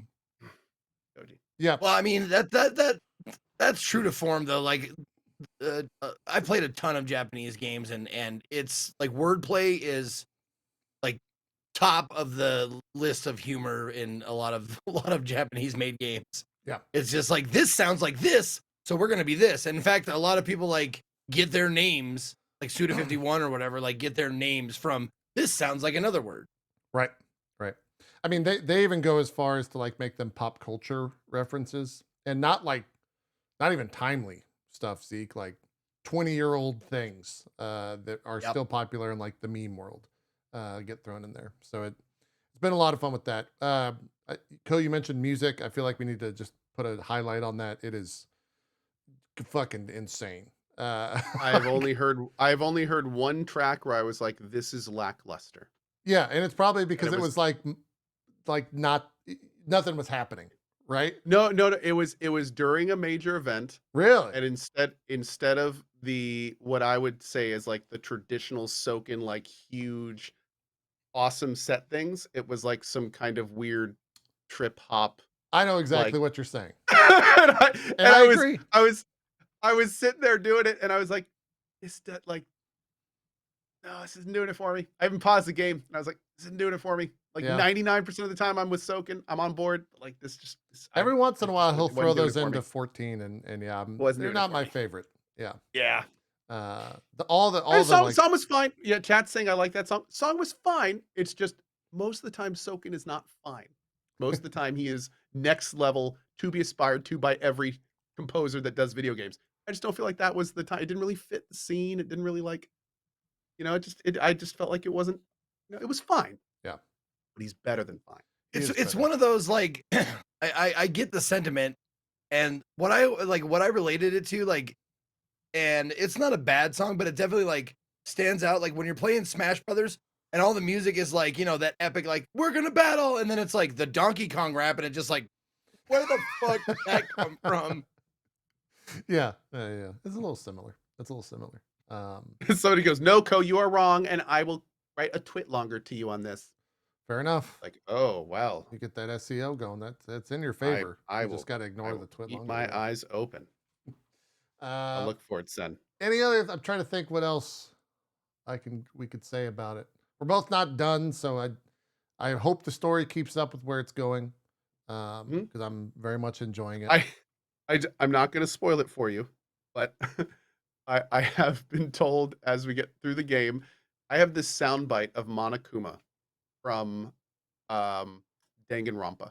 Okay. And what the soundbite is it's him and somebody in Danganronpa is being like, "Why is this happening? What's going on?" And it's Monokuma, and he just goes, "'Cause it's a game. Like that's why it's a game." And I've been warned by multiple people. They're like, "Get that soundbite." Cool. Like as you start getting towards the end of the game, like just get ready. That makes me it's excited. a wild ride. Yeah. That makes me fucking stoked. I can't wait either. Yeah. I can't wait. Already some crazy stuff has been happening. Like it's gotten wild for sure. They're not afraid to, and it's exciting for me because they're not afraid to do crazy things from a storytelling perspective. Crazy things being like, I'm just gonna stop there. Crazy things happen. Let's go with that.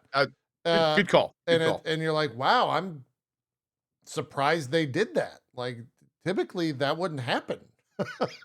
Yep. And they did. They made that happen. And it's cool. Somebody in chat said, "Will you do a spoiler drop frames on Final Fantasy once it's done?" Possibly, yeah. Say maybe, and if we do, we should probably ping Max. Probably get Max on, yeah. Where do you Max know or where other he's at? or other players. I have no idea where he's at because he's been playing Mortal doing Kombat a lot of and Street Fighter. So I have no idea. But to be blunt, also there's like a lot of big Final Fantasy casters that have been playing through this game. So any of them would be fun to bring on and talk to about it. So yeah. Yeah, I mean, I'm sure we'll talk about it. We'll probably do something. Yeah, it sounds like we might have gotten Zeke on board potentially. Oh, if Zeke plays, I'm gonna go download the demo. Yeah, see if it's for me. Cool. Yep. What should get skill up on? Well, that'd be interesting. Because that could be interesting. Very interesting. You could all tell him Jesse's doing a video as well. Because he's responding. How does he's a big Final Fantasy guy. How's he been publicly about it? I think he loves it, but his video is something to the degree of he said his tweet reads, "I'm seeing a lot of this quote, not my Final Fantasy stuff pop up, and I really want to make a video because I'm pretty sure most of the people posting this have played like 1 and maybe 2 Final Fantasy games. It's making me just want to shout into the void about it." And then like 20 minutes later was, "I'm doing it. I'm scripting the video. It's happening. This is my weekend project." And then he's like, "Yeah, this is done. Script is done. Recording audio is done. Blah blah blah. It's happening sooner than you expect." So he's very much into it. And then 2 hours later, videos posted. 3 hours after that, "I regret everything." Yeah, he said, "Not it's 50%. When was this? This was yesterday at noon." He said it's about 50%. "Some of your truly shit takes have inspired me to correct the record." So he's being pretty accurate about it. Well, so that's good. That's Jesse Cox. I'm sure that video will cause some sort of conversation on the internet to occur, and I'll make sure that he releases that after I do my weekly show with him tomorrow evening. Oh my, that'll be fun. I'm looking forward to that. Yeah, it's good. I did run into, and this is a streamer first world problem, but I have to voice it because it's so frustrating. So I bought the game. I got the collector's edition. I bought it, and it was delivered Thursday. And I said no to the review code, so I bought it. I don't have the digital version of the game. I have the physical version with disc. You have to put the disc in. And last night I was like, I want to see what this looks like on like a OLED HDR TV because I can't turn any of that on because I'm streaming. So I was like, cool, let me just download it. So I boot up my PS5. I go to Final Fantasy, and it's like, yeah, that'll be $60, $69.99. I'm like, oh fuck, I have the physical disc. Oh, okay. I'll walk downstairs. I'll get the whatever. This is stupid to bitch about. Just go get the fucking disc. Go get the disc, bring it upstairs. My PS5 is digital only upstairs. So I can't play on the fucking TV upstairs unless I buy it digitally. Or physically move your other PlayStation. Or physically move the other PlayStation upstairs and like disconnect it from the whole streaming setup, which is a lot of it's a process. But I think it's done. I think I'm never buying a physical version of a game again. Yeah. For that very reason. I've kind of been over that for a while. Yeah. But yeah. I was going to buy the extra version, but it was like, I want to have the collector's was like, did you get it? It was like $430 or something in. I think I got a box over there I haven't opened yet. I don't know if that's it though. I think it is. It probably is if it's a larger box. The statue's pretty big. It's got really cool art on it too. But it was pricey. It was like $400 to $420, $430. Yeah, that's it. Yeah. So I haven't opened it yet, so I'm not sure what's. Yeah, I won't tell you what it is. It's good. It's pretty good collector's edition. It's just very expensive, and I got locked into the physical thing. I guess how does that work on Xbox? Is that same for all consoles where if you have a physical disc, you don't get it like digitally? They don't give you a digital license for it? I have no idea. Okay. Yeah. Not going to guess that one. Yeah. Chat saying yes, that's how it works. Okay. Well, I'm done. That's it. Never going to count on another physical fucking release. Super frustrating. Yeah, I heard Starfield doesn't have a physical edition. Great. Yay. I bought that dumb fucking watch. Guess what I didn't get was the game. I read that on Twitter. Yeah. That's great. I did like just a poll, just a Twitch chat poll. Earlier today on whether do you prefer, if you have the option, do you prefer a hard copy or a digital copy or did download, whatever? And it was more than I thought. It was like 70-30. Like I thought it was like 70% download. But I thought it was gonna be like 90-10. I mean, like once digital things became the norm, I was fucking like, even before they became the norm, I was like, isn't there any fucking way that I could just not deal with these discs? I'm so hard on things, Yeah. My disc gets scratched, case get broken, shit like that. Once they started offering it, I forgot discs forever. I think it's a personal case, right? Because some people like game preservation. They want to have the physical thing, and I get that. Sure. For me, digital's always the route. Yeah. Okay. Always been. I have to say this because this is probably one of the funniest things I've seen on Twitter in a long time. Okay. So if you guys know Gene Park, he writes for the Washington Post. He's like their gamer guy. Yeah. Great dude. He's always writing stuff. He wrote a big thing on Final Fantasy XVI, a very positive review. And since then he's tweeted stuff out, kind of, talking about the good stuff, the bad stuff, both things.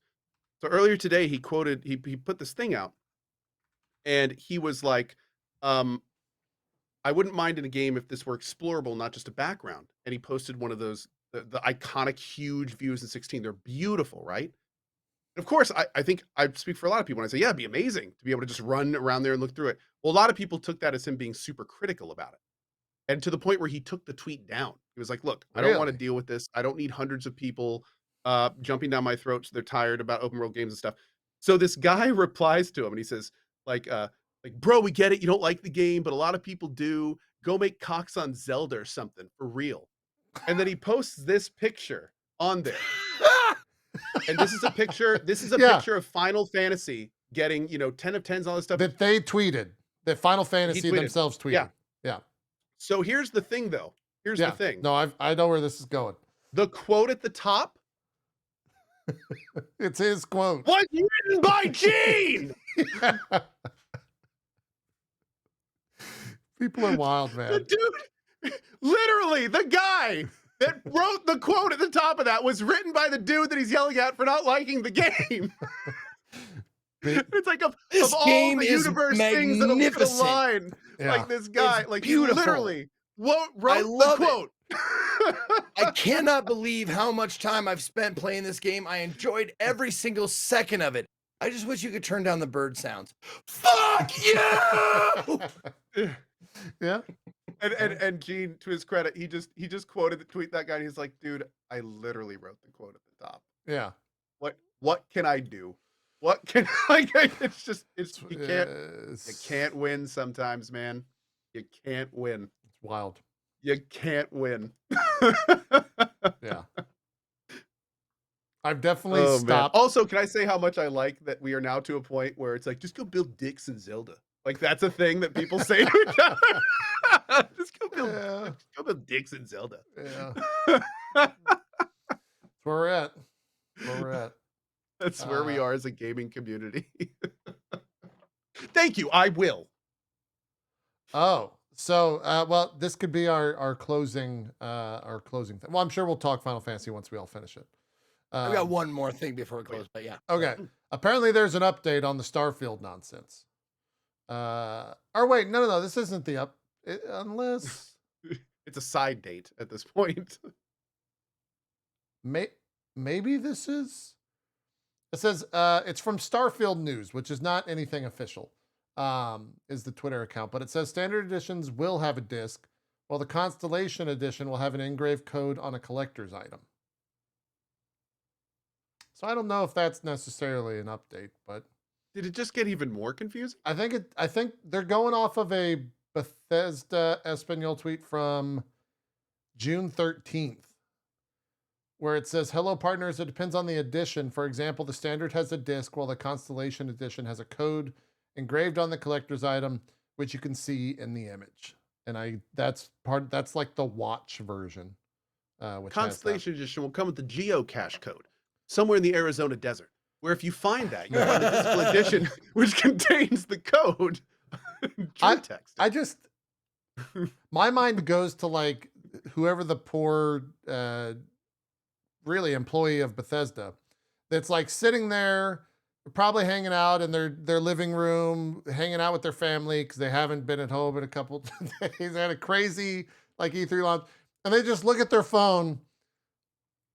They just quietly put it down and then chunk it and throw it and smash it against the wall because of this shit that just pops up that they always seem to find themselves. And then they just jump out the window. Yeah, they just jump out of the window. They're just fucking done. It's so stupid. Oh man, it's so stupid. Oh, Zeke, I'm glad you're bringing this up. If this is the Discord thing, yeah. I'm glad. I'm glad you have this. Please intro us to what you just linked me. So this week I got the opportunity to the minor story to preface this. Yeah. My rep company Phoenix Down said, "Hey Zeke, you like doing hosting stuff? Do you have like a reel we can have?" I'm like, "A reel? Oh, like just a little like snippet of me, like the highlights of me hosting and like interviewing and stuff." They're like, "Yeah, Xbox is interested in doing like a thing with you." I'm like, "Oh, sweet." So I asked Scott to make me a 2-minute whatever. Send it back to them. They were like, "Oh, they loved it. They're going to move forward with it." I thought it was going to be like, I was going to do like, "Hey, welcome to Xbox. My name is Zeke and blah, blah, blah, blah." But no, they were just like, "No, you're just going to do a stream on our channel." I was like, "Oh, why'd you need the reel then?" Okay, whatever. So I got that all done. And they were like, "You're going to stream Lies of P on our channel on /Xbox for a couple of hours. And, play through the game, talk to chat, blah, blah, blah." Didn't know beforehand that Xbox, I don't know how often, if it's 100% of the time or just a lot of time or whatever, but they have 2 channels that they stream to when they stream. They have the /Xbox, but they also have /Xbox ASL, which is American. I think it's American Sign Language. And they have interpreters. And I was made aware of that, but I didn't do anything on purpose to like fuck with them or make their jobs more difficult or anything. Like I mentioned that I mentioned that I thought about doing it, but I didn't. However, just me being me made it a little bit fun for them, I'm sure, and funny. We're gonna watch this clip. I'm not gonna play the audio, by the way, because I don't think we need it. That's fine. Yeah. That's fine. And we're gonna watch this clip and just watch the interpreter. Don't watch me on the screen. Just watch the ASL interpreter. He is a boss. So go ahead and play it. Yeah, we're just no audio for this because it's somewhat better. He's also really good at it too. Yeah.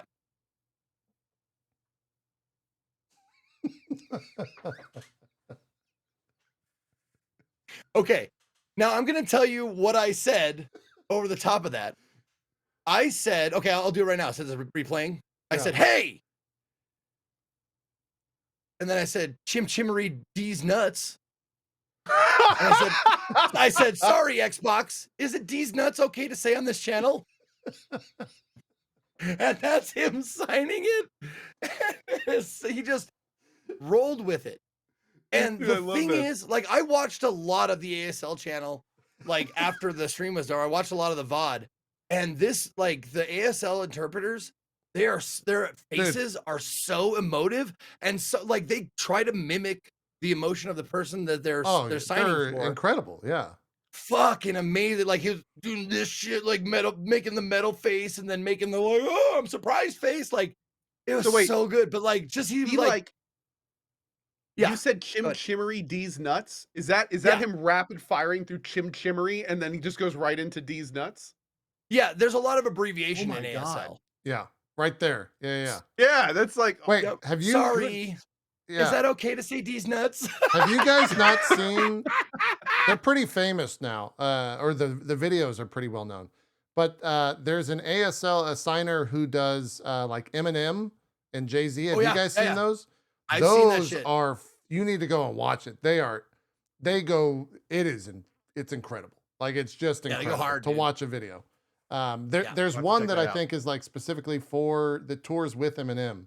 That did Rap God, and she signs the whole thing, and it's just insane. Like, it's a worthwhile video to watch because it's so impressive. But yeah, it's hilarious that this happened. Did you go back and like see if you said anything else that was ridiculous, or was this the most ridiculous thing? Was this like brand safety? This was just the standout moment. I'm sure there was a lot of like they sign all your noises, like everything you like, all the noises you make, but there's no no sign language for like or like whatever noises you normally make. So they just imitate through facial expression the emotion that accompanies that sound. And they like when I did before, he went like this, like that. Nice.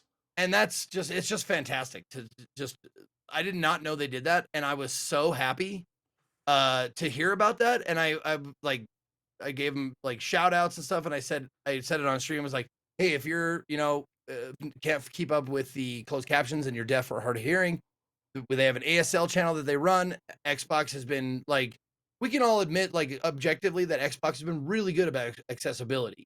Yeah.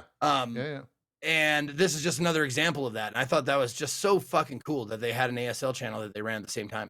Yeah. It's good stuff. This is some of Eminem's ASL signer. He is. And like, it's crazy. Jamming it. It's so fast. It's so wild. Anyways, that's going to be it for us this week. We should all... am I here next week? Yes, I am. Next, the 9th, I am out though, I believe. Maybe. I'll let you guys know next week. I'll know more about that. because I am traveling the week of the 5th, but I don't know when I get back. But we're all here next week. That's what matters. The 2nd, we'll have a show. Let's do some shout outs and we'll wrap it up. Zeke, what do you got going on? Yo, what's up, everybody? My name is Ezekiel the Third. You can find me at or / Ezekiel_III on Twitch, Twitter, and YouTube, and Ezekiel the Third, all spelled out, on Instagram and TikTok. I broadcast every day at 10 a.m. Pacific. If you want to join me on my channel, I have demo days are over, so I had to have a new core game. I have a poll up. If you guys want to vote, head over to my channel. There is a panel right below the video player, or I put hashtag. You can put, I think, yeah, that's a global command in my channel. Hashtag poll in my chat if you want to use a link instead. I have 3 games that are up for voting. If you want to vote for them, they are Stasis Bone Totem, Amnesia the Bunker, and Decarnation. And it looks like Bone Totem and Amnesia are tied, exactly tied right now. So you're gonna have fun with either. If you want to, what's that? You're gonna have fun with either of those. Those are both great games. Yeah. Oh, I'm actually planning on playing all 3. I just want to know which one people would rather see first. So yeah, that's what I'm starting, a new main game, quote unquote, for on Tuesday. So one of those will be the winner. So yeah, thanks for watching. Some stuff. Cohh, do some shout outs. As always, thanks to JP and Zeke. It's been a fun show. My name is Cohh. Hi. I'm playing through Final Fantasy right now. We've got Dave the Diver in just a few days. We're going to be returning to Remnant 1 to get all ready for Remnant 2. Final Fantasy 16, of course. I've got some demos. I think I'm going to be back tonight for our last birthday stream for today. I think we're going to check out Lies We Tell Ourselves, Testament, and Laika. So, yeah, should be fun. Should be fun. And hope to see you guys for it over on twitch.tv/Cohh. So, as always, thanks for being here, and see you next week if I don't see you before then. Bye-bye. Cool. Sorry, I thought the dog knocked over the green screen. Hi, I'm JP. I'll be streaming some Final Fantasy 16, I think, right after this. Aaron gets back from Tokyo tonight, so we'll probably stream until whenever they get home. I don't know what time that is, but probably a longer stream here of 16 because I am enjoying it so much. And then tomorrow, MCU crew. So it's Final Fantasy 16. Kind of just playing that until I would think we finish it. I don't know if I'm doing a 100% run yet. We'll have to see how much I enjoy a lot of the stuff at the end of the game.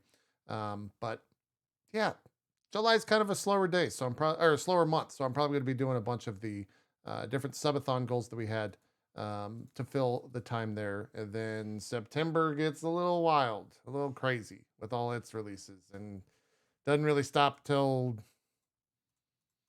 maybe the end of the year. I don't know what we're going to do about September, man. I don't know. I mean, I was talking to Zeke earlier, and especially like September 2nd, I was like, dude, I don't think I'm gonna be able to do the show. Like between Starfield and Baldur's Gate 3, like I'm gonna need every second I can. And Zeke's like, good, I'll be at Burning Man, so we'll be fine. And I was like, yep, good news. I will be here. So I don't think we're doing September 2nd, which will be good. Great. But yeah, it's gonna be a thing. Is Baldur's Gate the 25th with early access? Baldur's Gate is the 31st. But there's a 3-day early access, but it's only the first act.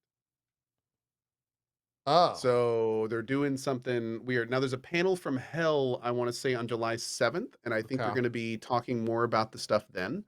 But yeah, and I'm anxiously looking forward to that. Hopefully we'll get a lot more cool information. It's going to be the last one. So anything else they're going to tell us before release is going to be at that one. Yeah. And yeah. Oh, also little shout out, by the way, super quick.